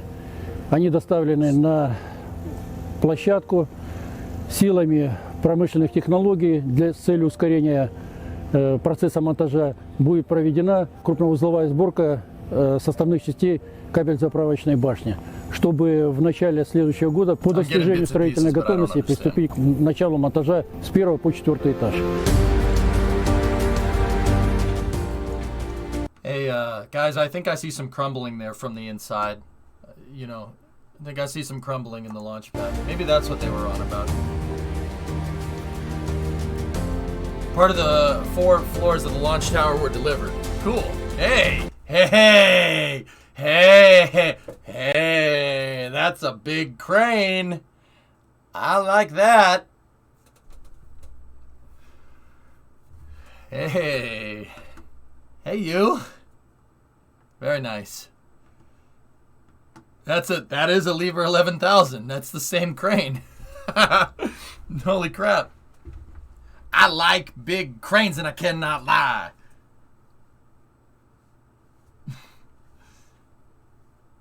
Look at that glorious moat. Yeah, Heimer, she's pretty nice. That's a Lever 11,000 with the mast and the derrick extension here, main boom, twin jibs, boom extension, running single hooks. Not bad, not bad, not bad. It's got the extension for the wagon on the back. Nice. And he's running 1, 2, 3, 4, 5, 6, 7. So 140,000 kilos of counterweight. For the Americans, it's about 300,000 pounds of counterweight. Nice. She got a wagon. I'm enjoying a treat, Derek. Cool. What do you want, Derek? Cool. That was some really awesome. So really awesome pictures there. These are parts of the fixed service structure. Angara is running twin fixed service structures here. Oh my God. I'm running out of steam. Don't tell nobody. Ah, she got a mustache. Hey, nice telescoping crane over there. Yeah, it's all right. It's good. It's good. Dude, it looks freaking cold there. This is the type of cold where you go out and you feel it right away. That's just, I mean, you could just tell by the tones. It's freaking cold, boy.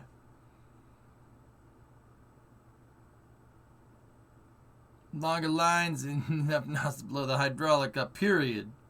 Yeah, this is like minus 20 C cold. That's really freaking cold, man. Minus 20 C in Vostochny. Well, there you go.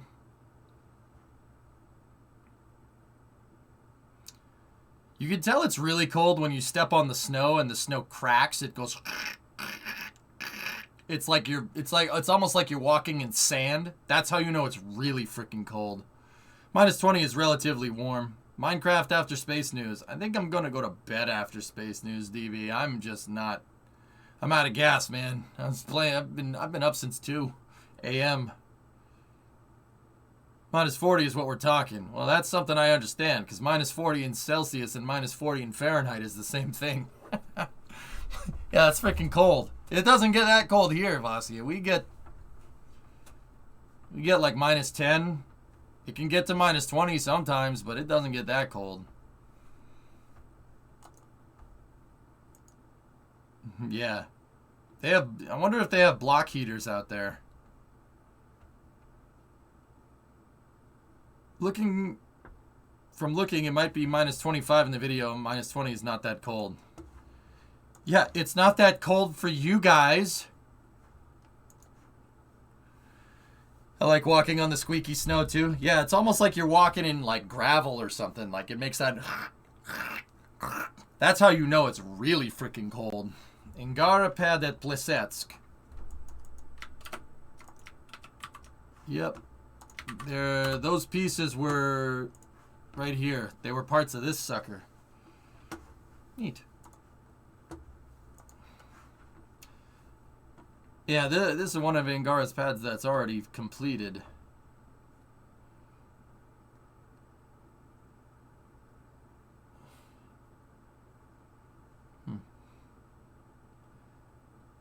Look, -1 or -20, it feels the same. Chem, I was out working on Tough Enough, and it was -3 centigrade, 25 Fahrenheit. It was... I don't miss that. I don't miss that at all. That was not fun. All right, what else we got? What's the next article? Raquete Nosso del Ingara.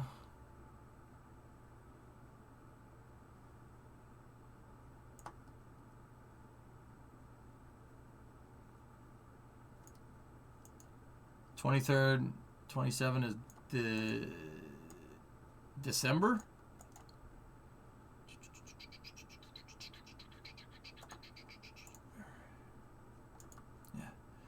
The test launch from Plesetsk of the Angara A5 heavy carrier rocket will take place within the launch window from December 23rd to 27th. The exact date will be determined by the State Commission immediately before the launch.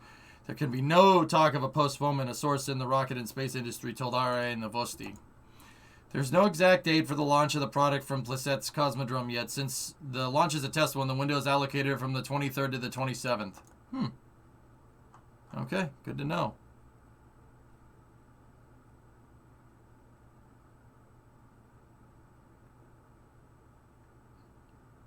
That's sponsored content, though. Oh, my goodness. All right, next bit of news. Hey, no longer missile rocket. Now it's carrier rocket. I don't know, man. It looks very aggressive. It looks very aggressive. We should call it a missile, right? It might be crumbling from the inside. Maybe. I don't know. It looks very aggressive. It's just...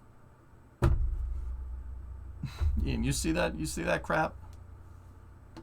Just literally diarrhea.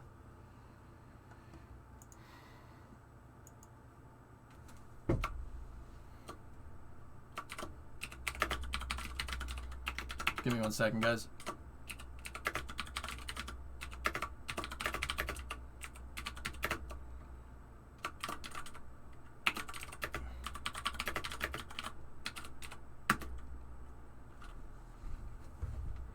Did you cover the Just Wait Space Telescope launch delay? Jim, that's the news that I led with. It's everywhere. Ian, there's so much diarrhea. Make it stop. Make it stop. Give us more Starship news, man. Make it stop, please. Please make it stop. Make it stop. Not like this. All right, anyway. Are you going to cover it live? Jim, I'm going to be in Detroit. I'll bring my laptop with me. I can stream from the laptop. I've done it before. I did it when we were down the Cape covering launches, so it's going to be a thing.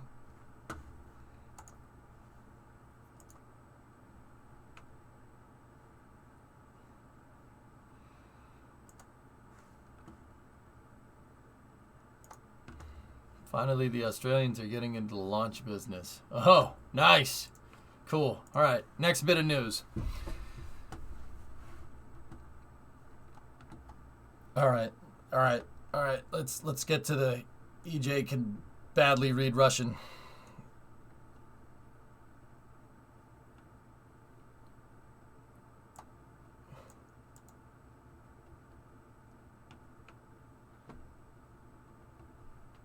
Don't try? All right, fair. You win.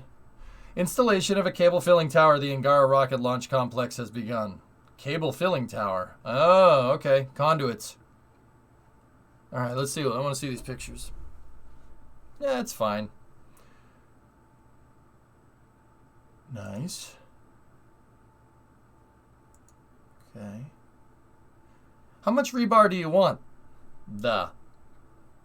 I'll say this. With the dang weather in Kourou, I'll swallow my hat if James Webb launches this year. Okay. You know, the last time somebody did that, somebody made that bet, Alex, they ended up eating a nice buffet of hat. So, just curious. That's a lot of rebar, man. Damn.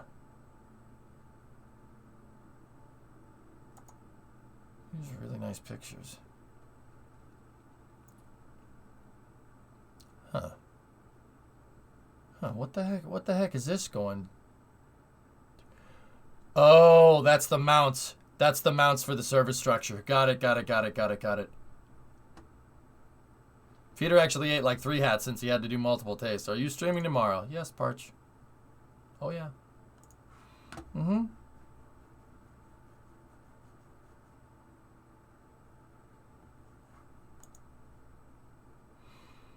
Yep, these are the mounts for the fixed service structure. Those truss pieces that we saw in the other video, they're going to mount them right on these flanges. See those? Where's the lead hook crane? I want to see it. Ooh, hello. That's some heavy-duty welding. Yeah! Awesome.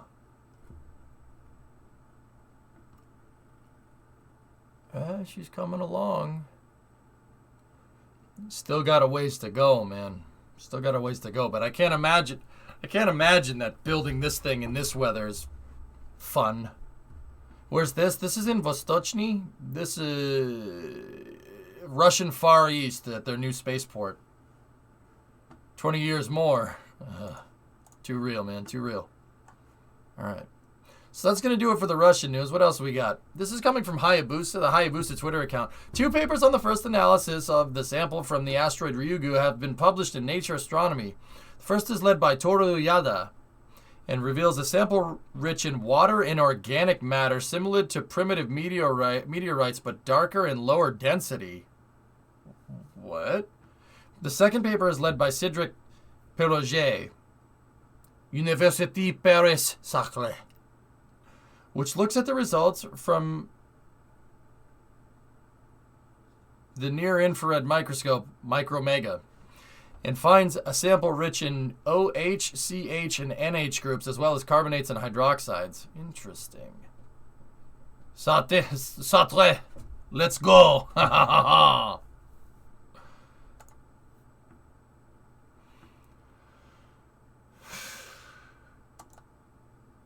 Should we tell him? Should we tell him? Okay. Cool. Blueprints. Oh, James Webb blueprints are coming from NASA. This is the next bit here. Neat. Ooh, I like that. That's cool.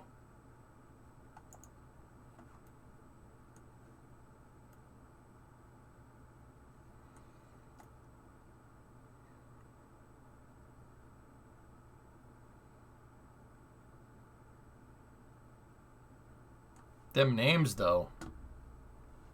Let's build our own. Good luck building it. I don't need to do that. These blueprints of the James Webb Space Telescope were created as a prop for a video series, but since it was requested, we are offering them as a download.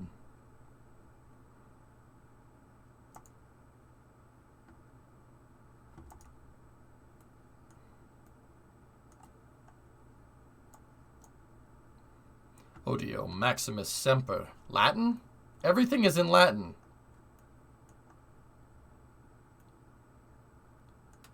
What the hell?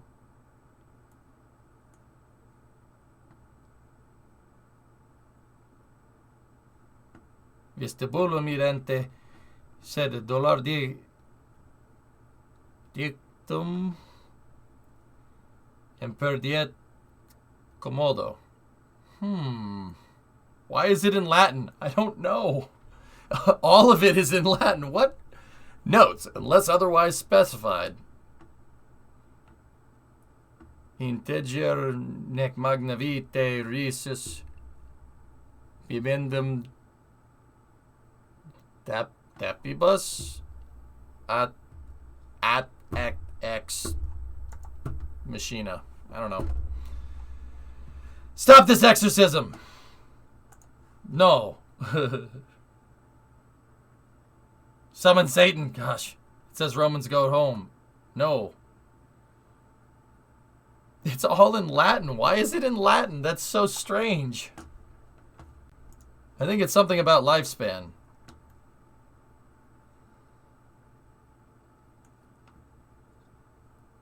Fusque. Would that be Che or K? I forget, man.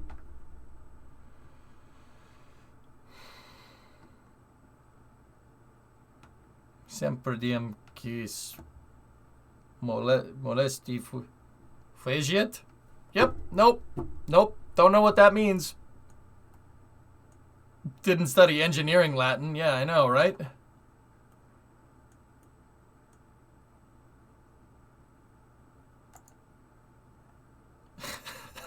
This is ridiculous. Are there even Latin words for spaceflight? Like, it's gibberish. Yeah, I was going to say, that doesn't really make a whole lot of sense. Why are you releasing stuff in Latin? That's just going to confuse people. It was secretly designed by the Roman Empire. Yep.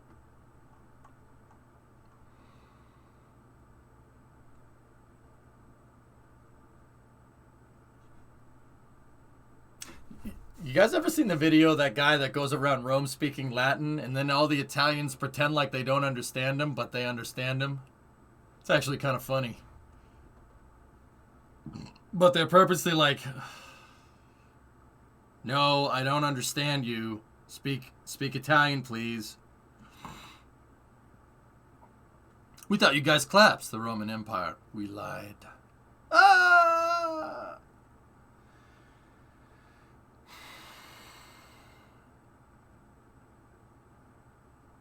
This is why James Webb took so long. They had to translate it from Latin. It took 2,000 years to build. So bad, man.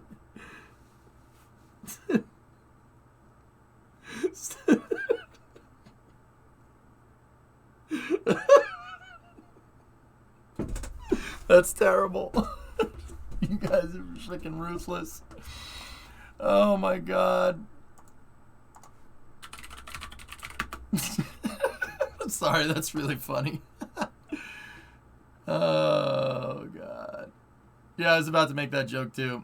Every so often we need to let the Italians feel like they did something useful.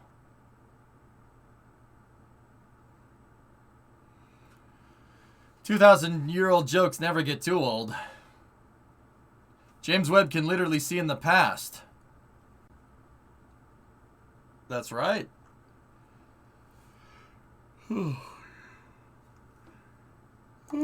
dear. Oh dear. Oh dear. Oh dear. Okay. Let's get over into Starship news. Here, check this out.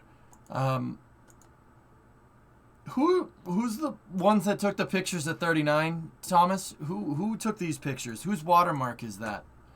I want to give credit where credit is due. I just don't know. I forget whose watermark this is. I X'd out of it already. Felix Schlang? Oh, alright. That's good. Yeah.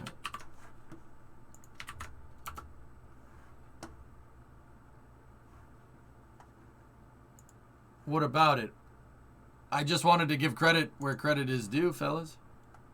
I promise it's not a James Webb meme. What the hell is this? Nice. Alright, so this is pictures from Felix Schlang here. Let's see. This is a picture of 39. It looks like they're starting construction over here. That's where the pad was originally supposed to be, but they're building something else over here. They're doing some pile driving right there. That's what that thing is. So, if you're pile driving over here, this means that they're building something that's going to be tall right there. What About It is the name of his YouTube channel. Nice. Oh, the Falcon 9 integration hangar is being extended. This is where this is basically the processing facility for Falcon 9 first stages. This is where they store them. They're extending it. Whoa, look at Roberts Road, man. Holy crap. Look, they're cutting down all the trees in this area right here, and then they burn them off, and then they grade it. Huh. Yeah. Yeah, see? See all the grading that they're doing? Because this is what Florida is like if you don't grade the terrain. See how, like, it's just basically half of it's in the water. This is why you dig a retention pond, because if you just grade the terrain flat, that's what it's going to look like in a week. Yeah, yep, definitely terrain grading right there. How does terrain grading work? Well, in Florida, Tron, you basically dig a freaking huge hole and then take all the dirt that you used to dig that huge hole and then lay it out. So basically you make a hill with a pond next to it, and all the water, like a well, will go into this pond. Those are called retention ponds. Why are they called retention ponds? Because they retain water. Yeah, all the water goes there instead of going into your building. Every building in Florida, any building that has a heavy footprint in Florida has to have something like this. Here, I can show you. Any building that's heavy. So like houses don't necessarily need a retention pond, but if you go and like here, I'll show you guys my apartment complex where I lived in college, for instance. Here, there's Severin Boulevard. So let's go up here. The apartment buildings have a very heavy footprint right there. So you need the retention ponds. You can see how big those apartment blocks are. This is where, that was my apartment, right there. Second story, that's my apartment. Or was.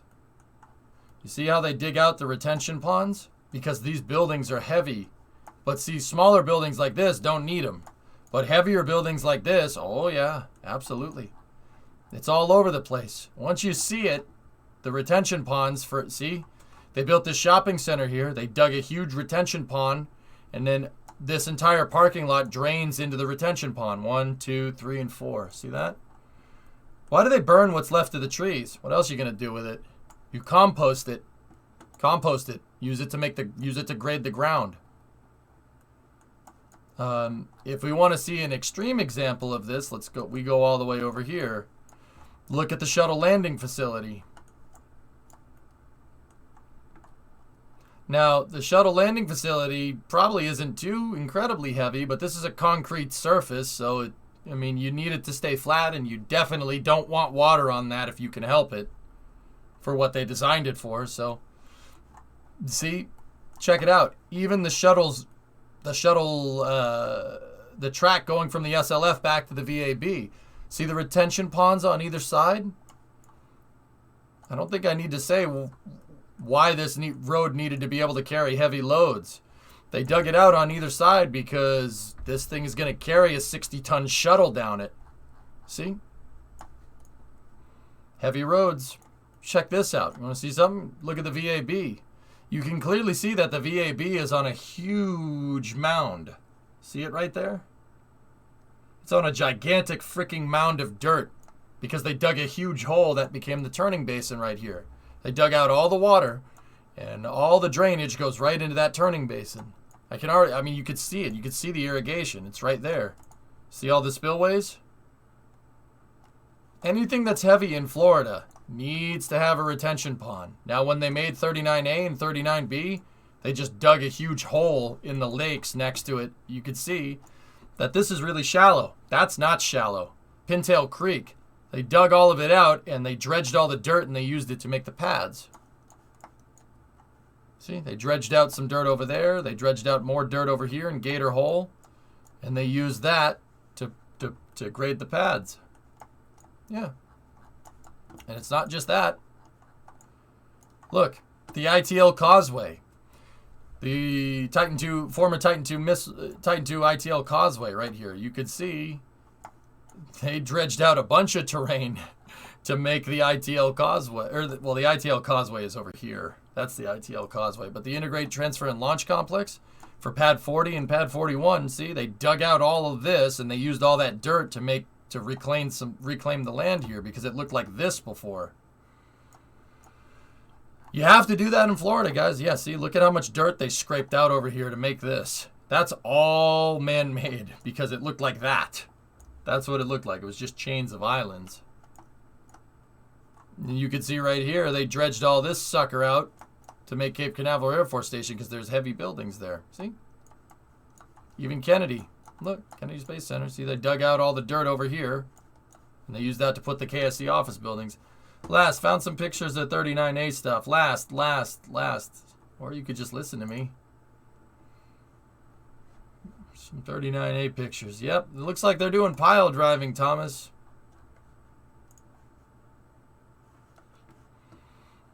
Yeah, Roberts Road in this particular case is right here. In these pictures, it's not. In these pictures, it's not updated. We could go all the way to the top here. Yeah, see?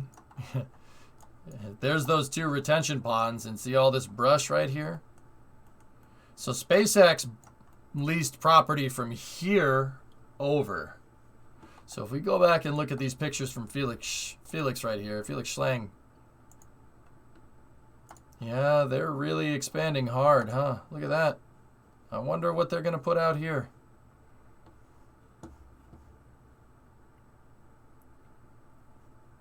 Insects everywhere. Yeah, those are pretty good pictures. Raven Guard, 21-month resub. Thank you, sir.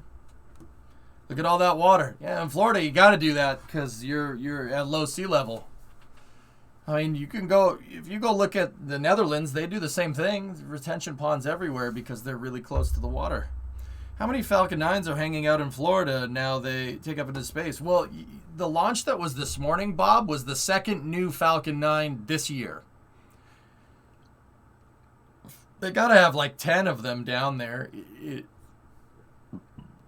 in various states of maintenance and refurbishment. Starship booster, storage, and maintenance. That's my guess, Tessa. I think we have 9. That's some nice gimbal in that video. I know. Can you believe that? Only 2 new Falcon 9 first stages were made this year. 2. And they've launched how many times this year? 30-something in change? It's 31 launches. It's something, I know it's over 30. I don't know the exact number off the top of my head, guys, but that's pretty... that's pretty good, man.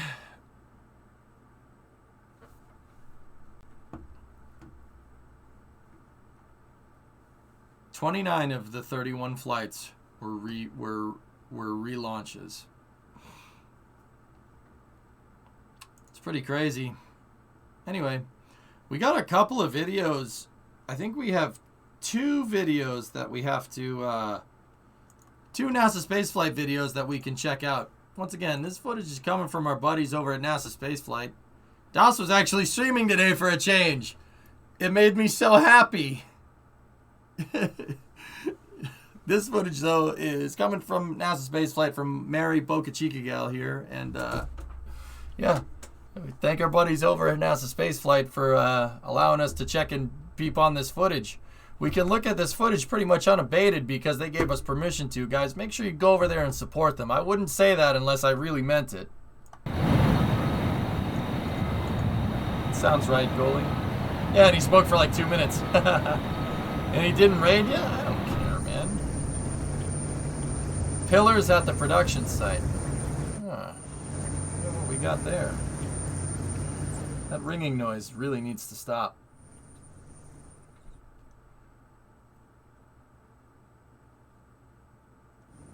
It's still there. Stop it. Okay, it's gone. No, it's not. I don't know what those are for. Impressive. Most impressive. What do you think about New Horizons going to Pluto? I think it's cool. I mean, that's not a mission that the thing was ever designed to do, pilot, but that's good. The more we can get out of those satellites, the more we get our money's worth. I like this. I like that Challenger right there. That's very nice. Ooh, there is Zebima behind it, but you guys cannot see it. Look at Zebima. Oh, very nice. Very nice. Yummy, yummy. Wunderbar. Also 21. I don't know, man. You guys think 21 is going to fly? No, Tars. No. It's a column of winter. Those are apparently used during the installation of the booster header tanks. Interesting. We'll tell Jack about the squeaky audio. It's been happening in a few of the videos. Oh, okay, Ian. No problem. It didn't bother me. It's just that thing is something, that type of squeakiness is something I know Someone in chat would be like, ah, stop it. Tell Jack he's a beautiful man, by the way, too. Tell him EJ said that and see what he says. Please do. And please send me the response. Oh, Ian, also tell him I like his truck and I want it. Yes. He's got a nice disco. It's a nice truck. Copy. Thank you, sir. You're doing God's work, Ian. You're doing God's work. Cole Phelps. Arguing, we'll figure it out. I have a feeling it might not be going, Discovery, go and throttle up. Tech gifted a sub to Ian. Hey, thanks, Tech. I have a feeling it might not be going. From what I understand, the weather down there is not too good, but I can't confirm that.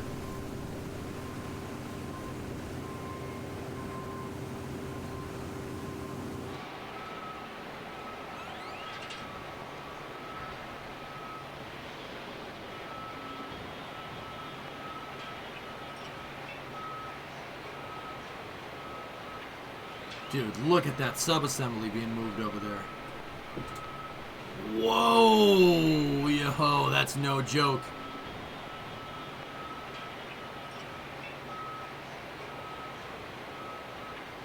That is a big boy.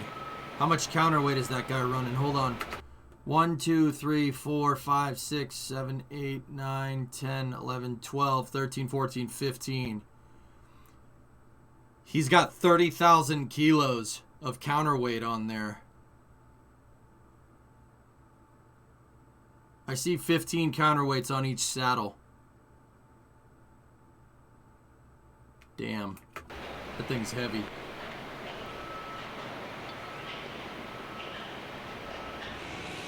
Yeah, that's heavy. I did my math wrong. 300 tons, yeah.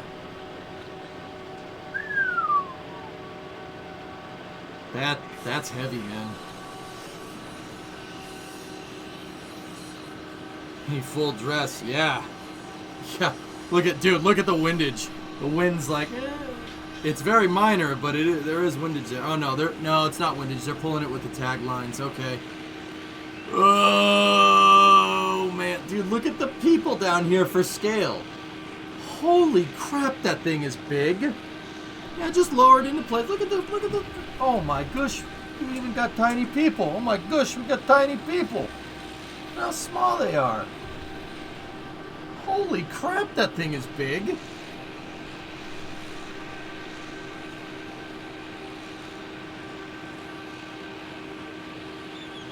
Yikes.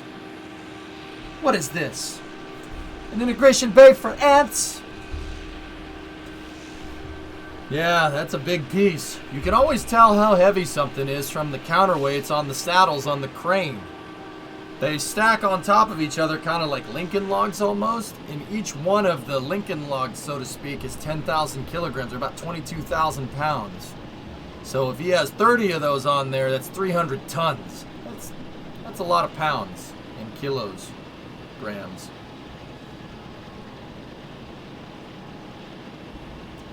When this tower is completed, it's going to basically be the Texas Eiffel Tower, yeah, right?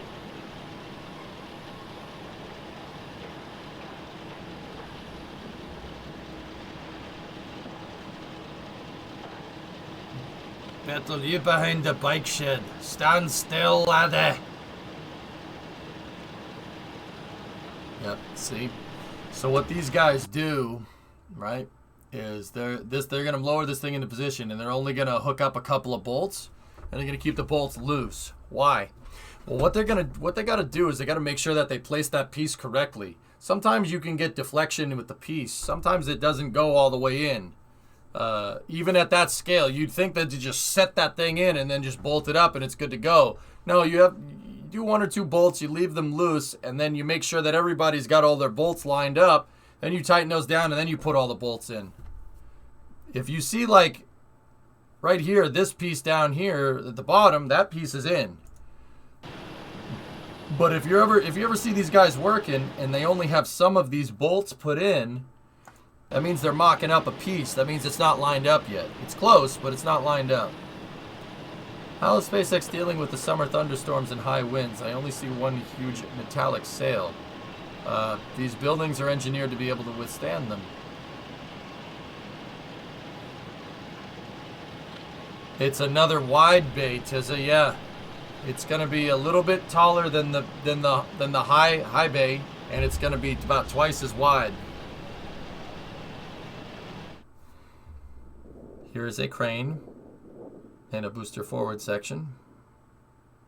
It's a wider and higher bay. Mm-hmm.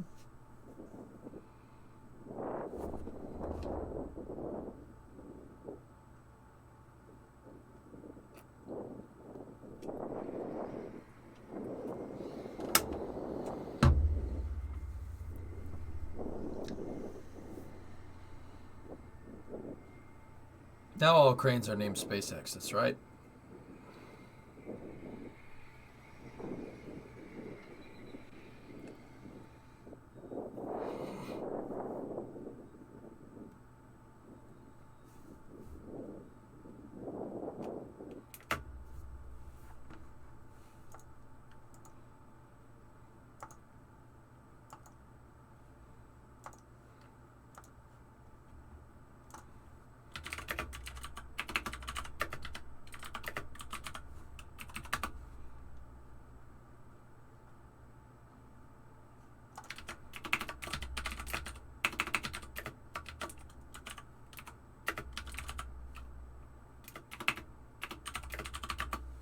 Give me one moment.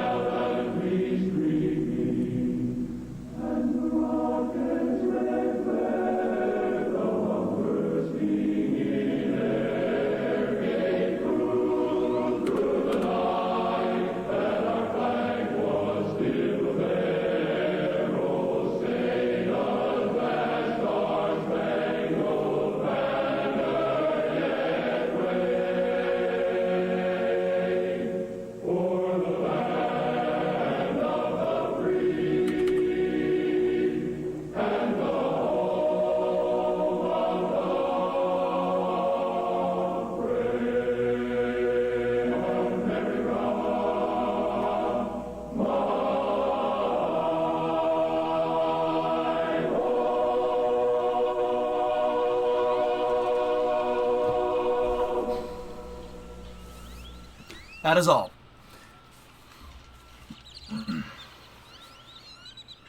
Dougie, I think we're in the clear to play that because I think it's Air Force, but I'm not sure. Should be okay.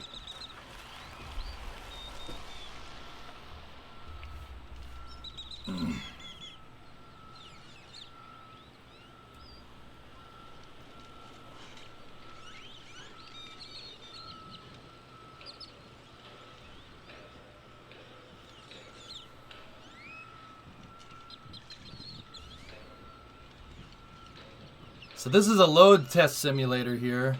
They're going to pull down on those big bungee cords with the hydraulic jacks here. And they're basically going to clamp that thing to see what kind of loads it can take. What in the frick is this? It's a dynamic test stand, Max. Basically a big vise for Starship parts. Yeah. We couldn't never figure out what this thing was until it kind of came all together, so we just called it the Dingle Bop for short. Either that or Starship is doing its best Bob Marley impression.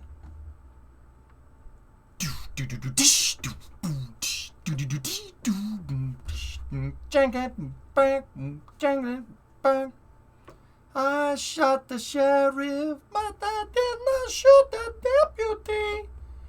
I don't know. Could be one of those things. It could be doing a Rick James impression.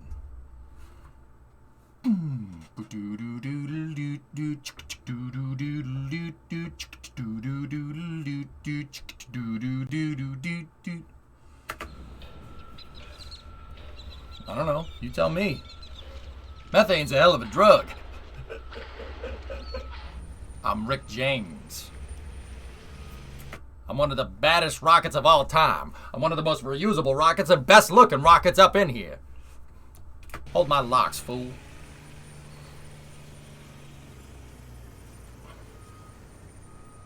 I don't know what those are. That's very heavy steel though. Look, another way to see how heavy something is exactly is if you look at these flatbed trailers, right? The flatbed trailers are bowed. They're bowed on purpose. They're convex, like this. They're convex because when they have load on them, they're designed to basically level out. The more level that this trailer is, the heavier the payload. Now that has a little bit of bow to it, but not a lot, telling me that these pieces of steel, whatever they are really freaking heavy. Yeah, really, really heavy. Who's at Studio 154? The Starship was behind the bar. That's right. He's at the Studio 54. And just, bah! Caught him with the front. Don't you think that Atlas V's a little bit old to be sniping COPVs? He probably taken some Bruce Lee, Bob Lee Swagger sniping course or something. I kicked the frick out of him, man.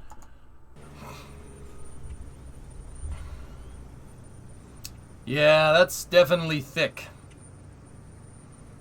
Yeah, see, look at how flat that trailer is in this picture. Yeah.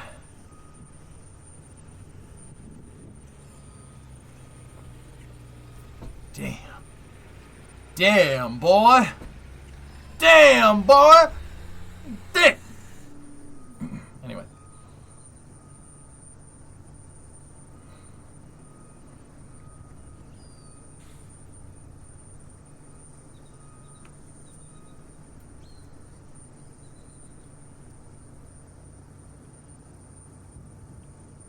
Yeah, I agree, Gold. The moment you think you got it figured, you're wrong. Drilling rig at the orbital tank farm. Drilling rig.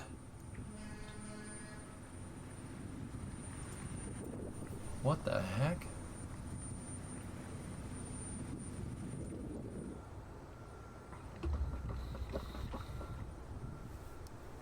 He had this ring on to commemorate his first flight. It said COTS 1, and that was imprinted in that stainless steel of his for like a week. They found oil. Oil? Who said anything about oil, dat boy? You cooking? Oil? Is that guy just chilling on his phone? Heck yeah, I launched starships. Good afternoon, welcome to SpaceX. Can I help you? Is the stream ending after the review? I am tired, Jackal. We'll see. I might need to stop.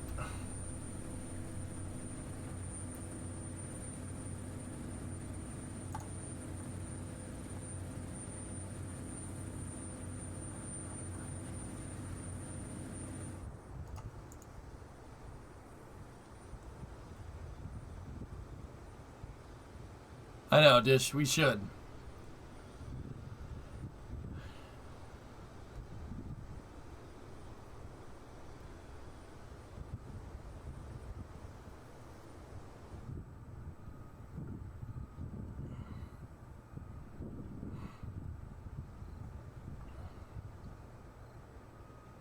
So that's the vehicle stabilization system. The VSS still isn't hooked up. Interesting. So for anyone who can filter out audio for comfort, that wine whistle is exactly at 9100 hertz. Thank you. That actually could be very useful. What do you think wasn't the better of idea for James Webb Space Telescope to be sent by SpaceX? SpaceX didn't exist when James Webb was thought up. So, yeah. So, yeah. Nice picture, Panta. That's cool.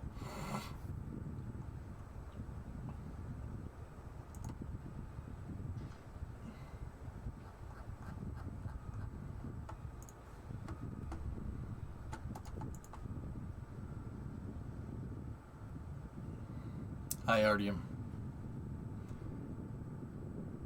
I know, Mab. It's pretty cool.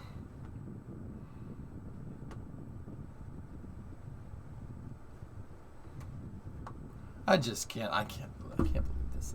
I love looking at this stuff every day, guys. I just can't believe this stuff freaking exists, man. Look at the people walking around on that OLM. Dude, the mount is like 5 stories up in the air. That's like the size of an apartment block, man. Unbelievable. Ariane 5 was just became a thing when James Webb was thought up. That's why they wanted to put it on it, username. Ariane 5 was brand new when James Webb was thought up. Now Ariane 5 is on its way out. James Webb is one of the later Ariane 5 launches. It's going to be replaced by Ariane 6 very soon.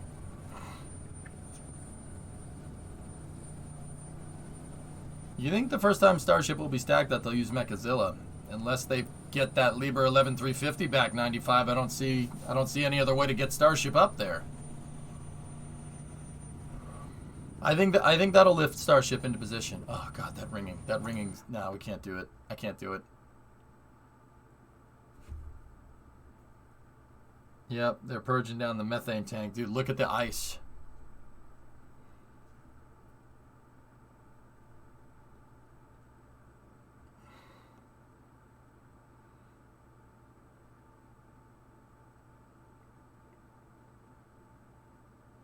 I know, Pasquale, doesn't it? It looks like, yeah, this thing looks like Voltron or something. It's crazy.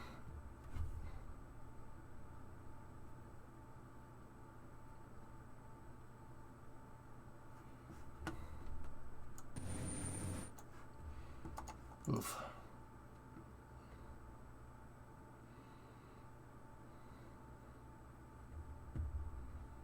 The 11K could do it, but she wouldn't need her. She would need her maxer, and she wouldn't be hitting her limit. Okay. Yeah, you'd need to extend the boom, goalie. I don't think the 11,000's tall enough. You'd have to. I mean, not that you can't extend the boom on this sucker. Excuse me, one hop, dude. Look at that Starship, man. That thing is sick, dude. Bruh, bruh, bruh, bruh, bruh. Okay, squeakiness is gone.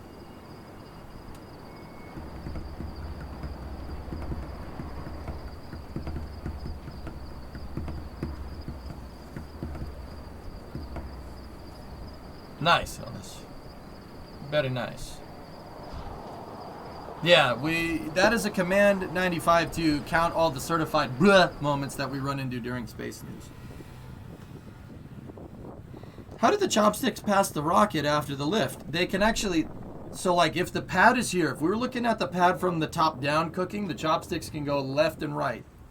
Right to catch, left to pick up. So they actually pivot like this. If the tower is right here and the mount is right here, they can do this.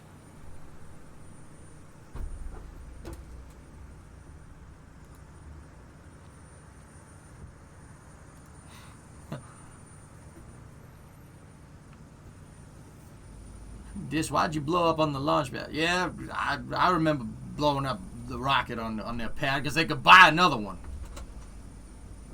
That's the moon. I like that. Dude, did you guys, if you're in the northern hemisphere, did you see the moon last night? The moon did look like that. It was pretty full. I really hope Starship clears the pad. I'll be impressed if it does, 95, seriously. I hope someone will figure out how to create an atmosphere on the moon. Yeah, maybe someday, dude. Maybe someday. We got one more.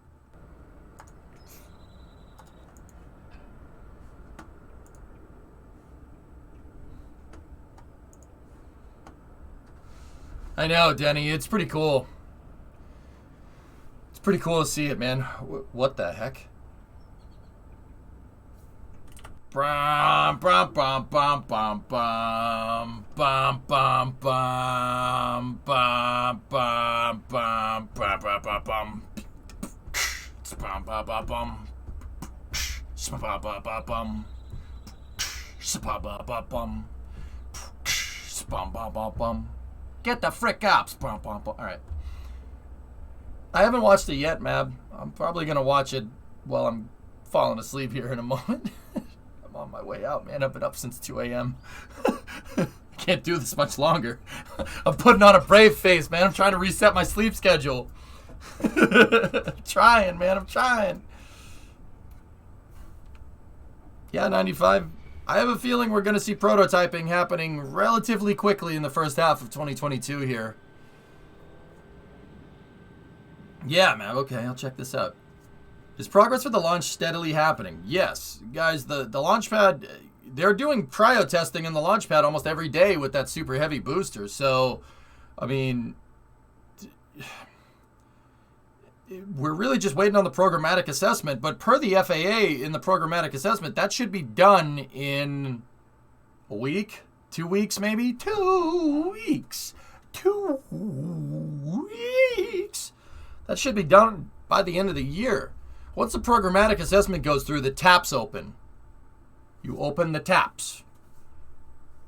I mean, guys, there's been trucks going in. We've watched these NSF videos. There's been trucks going in and out of Boca fueling the pad with methane and liquid oxygen. They're tanking it, man, every day. So they have, the fuel is there, from what I understand.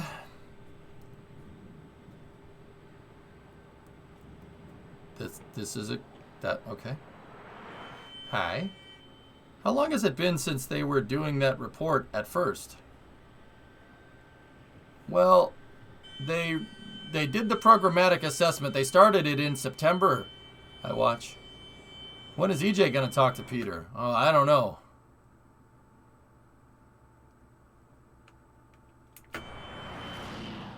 Hey, the Dingle Bop. First, they take the Dingle Bop and they smooth it out with a bunch of schleem. The schleem is then repurposed for later batches. They take the Dingle Bop and they push it through the grumbo, where the fleeb is rubbed against it. It's important that the fleeb is rubbed because the fleeb has all of the fleeb juice.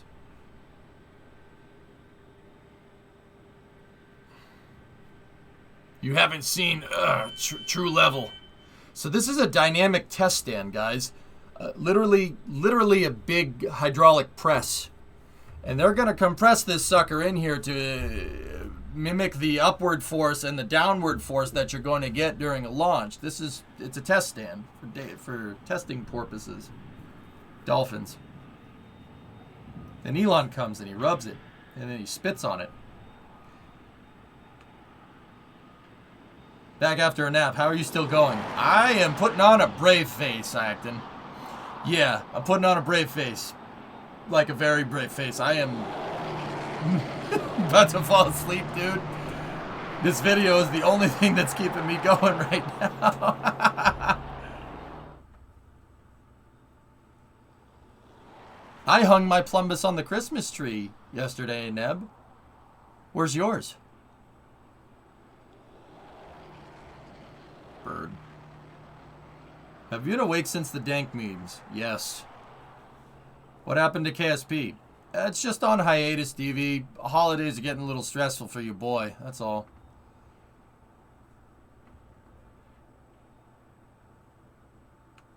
I wonder what these guys are building. Looks like they might be building an elevator or a stairwell or something. Side door of the high bay. Oh yeah, you see some tiles in there. You can go make taco? Nice.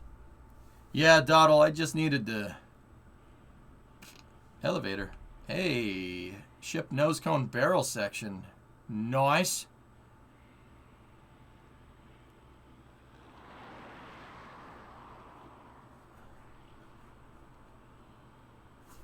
Bow, oh, bow, oh, bow, bow, bow. All right, sorry.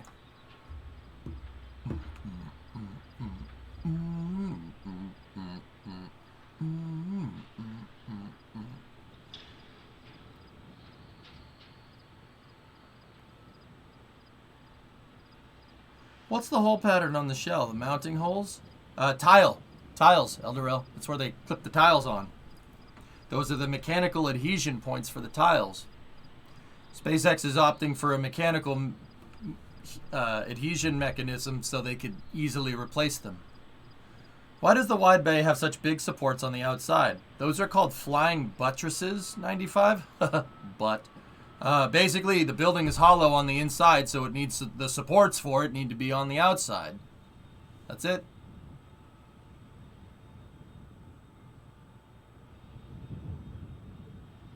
If you were a rich technology lord, I would rather build it, man. I would rather build the way to get to space than fly, iWatch, to be honest with you. No Thompsons on those tiles. Nope. It looks like they got a Cilia backer behind their tiles, which is actually pretty cool. Taking a page out of the X-33's book, which is nice. Yeah, that tank is supposed to hold liquid nitrogen. You can tell it's supposed to hold liquid nitrogen because of the way it is. I wonder how long it's going to take us to get to expanse levels of tech. I don't know, Peg. At the rate that we're progressing, it might happen sooner rather than later. Nuclear thermal propulsion could unlock a lot of doors.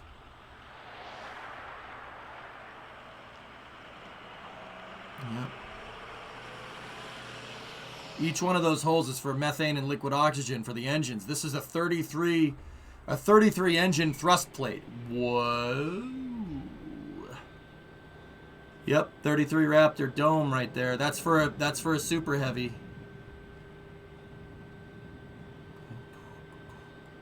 They're putting it on the sleeving rig right here.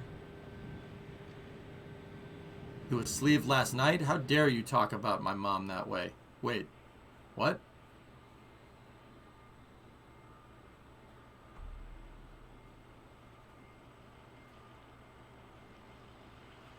Are you telling me, Farfuggia, that the proof isn't in the pudding?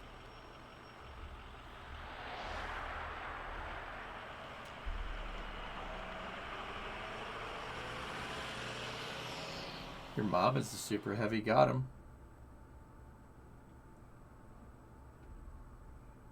Yeah, I know, Eldero, right?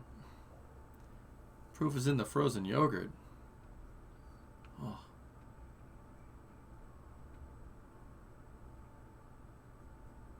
Oh, nuclear thermal entropy is good enough for me, man.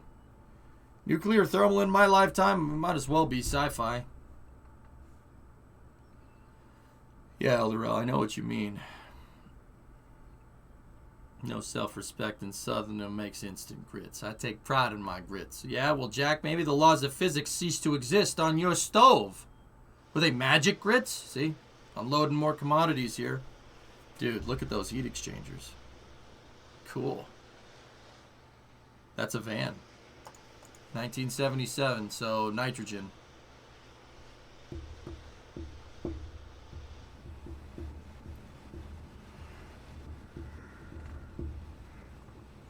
Tuning, they're unloading some nitrogen. That's liquid nitrogen being unloaded into the tank farm.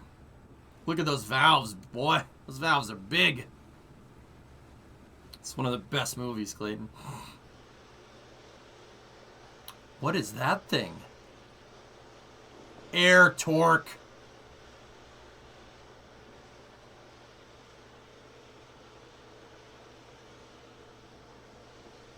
Ah, a hydraulic plumbus, yes.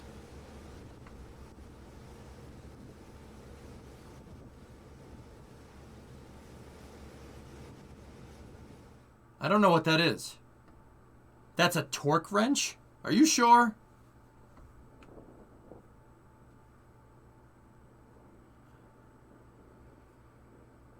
No, not sure, guessing. I was gonna say, I don't know what the heck that thing is. Hello.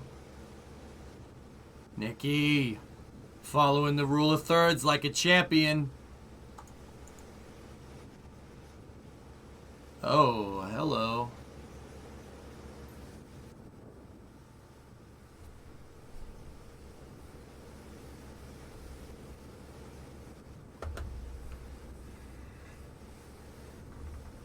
Is that fish, Jacob? No. Oh, shoot. It's a booster. It's a booster.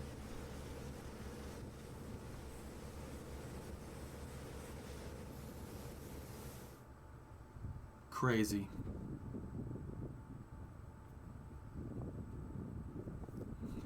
That turns valves for the cold pipes that need a lot of power. Oh, okay. So it's a valve actuator. Got it. That'd be awesome, Riv. If they just looped it to make it look like it's super freaking tall. And then they played the da-dum, da-dum, da-dum. Did you see the small deflectors they have on each leg of the pad? Yeah, I've seen them, Phil. Yeah, they look like this. Yeah, I know. What are the black tanks at the bottom? They're holding nitrogen from what I understand, 95, and that's for engine restart, I think.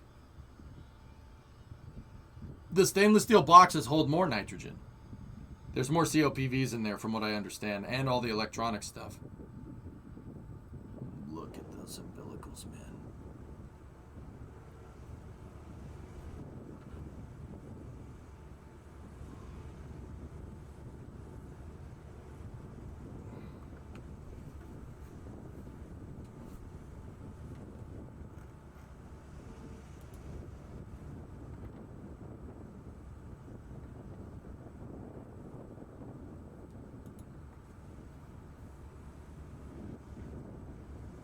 Dang it, from your phone vibrating. I thought my phone vibrated. I'm getting alerts from people being whitelisted into the Minecraft server. Everyone that gets whitelisted for the Minecraft server pops up on the phone, so I know who's there and who isn't. It's not your fault. It's not you, drummer. Don't worry about it.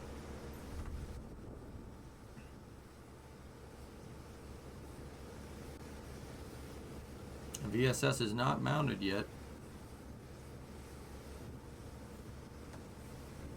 I'll put my phone over there so it doesn't buzz as much. I saw it, drummer.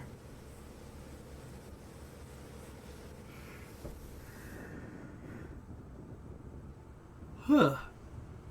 What is this? What do you need me to do? Need you to paint that? Okay. Would you expect the VSS to be attached pre-static fire? Yeah, Mappy. The VSS holds the thing in place. I wouldn't want it to go anywhere, would you? Cladding for the tower.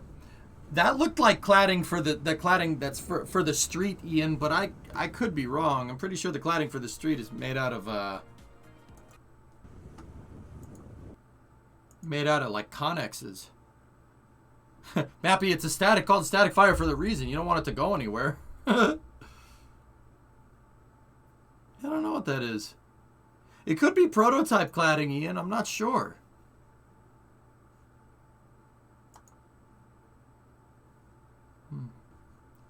All right, guys. Well, that's going to do it for your Starship updates. I hope you guys appreciated that. Fellas, I have been up since 2 a.m. So what I'm going to do is I'm going to take the rest of the night off and I'm going to go sleep. Yeah. So it's a prototype fence. Yes. A very, very important rapid agile testing fence. Yes. So I'm going to go get some sleep. So here, let's see who we can raid and see who we can pay it forward to. I'll be back tomorrow. And yeah, we'll be back tomorrow, and if I successfully complete this sleep schedule reset, should be a nice long stream. What I'm going to try to do is get a couple of long streams in over the next couple of days before break, so for the people, if you need something to watch during the holidays when I'm gone, you'll have nice long VODs to watch. So we're going to have some nice marathon streams over the next couple of days. You're a synth, you don't sleep, you recharge. Don't tell them that. Don't tell them that. Why would you do that? Why would you do that? Sleep well, bruh. Ooh, Rocket Sage is streaming geology stuff. Let's go learn about rocks. You guys want to learn about rocks? Apollo 8. The proof is in the pudding. Go see what Rocket Sage is up to. And I will see you guys tomorrow around noontime. Hopefully if I get this sleep schedule reset done, it might be even a little bit earlier. We'll set it for noon and we'll go from there. Thank you very much for watching, guys. I hope you enjoyed it. Yeah. I'm tired. Bedtime. Good night.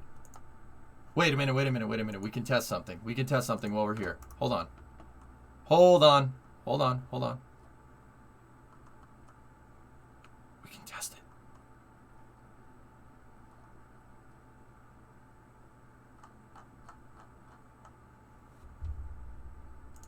it. Here, ready? We'll see it. We'll see how it do.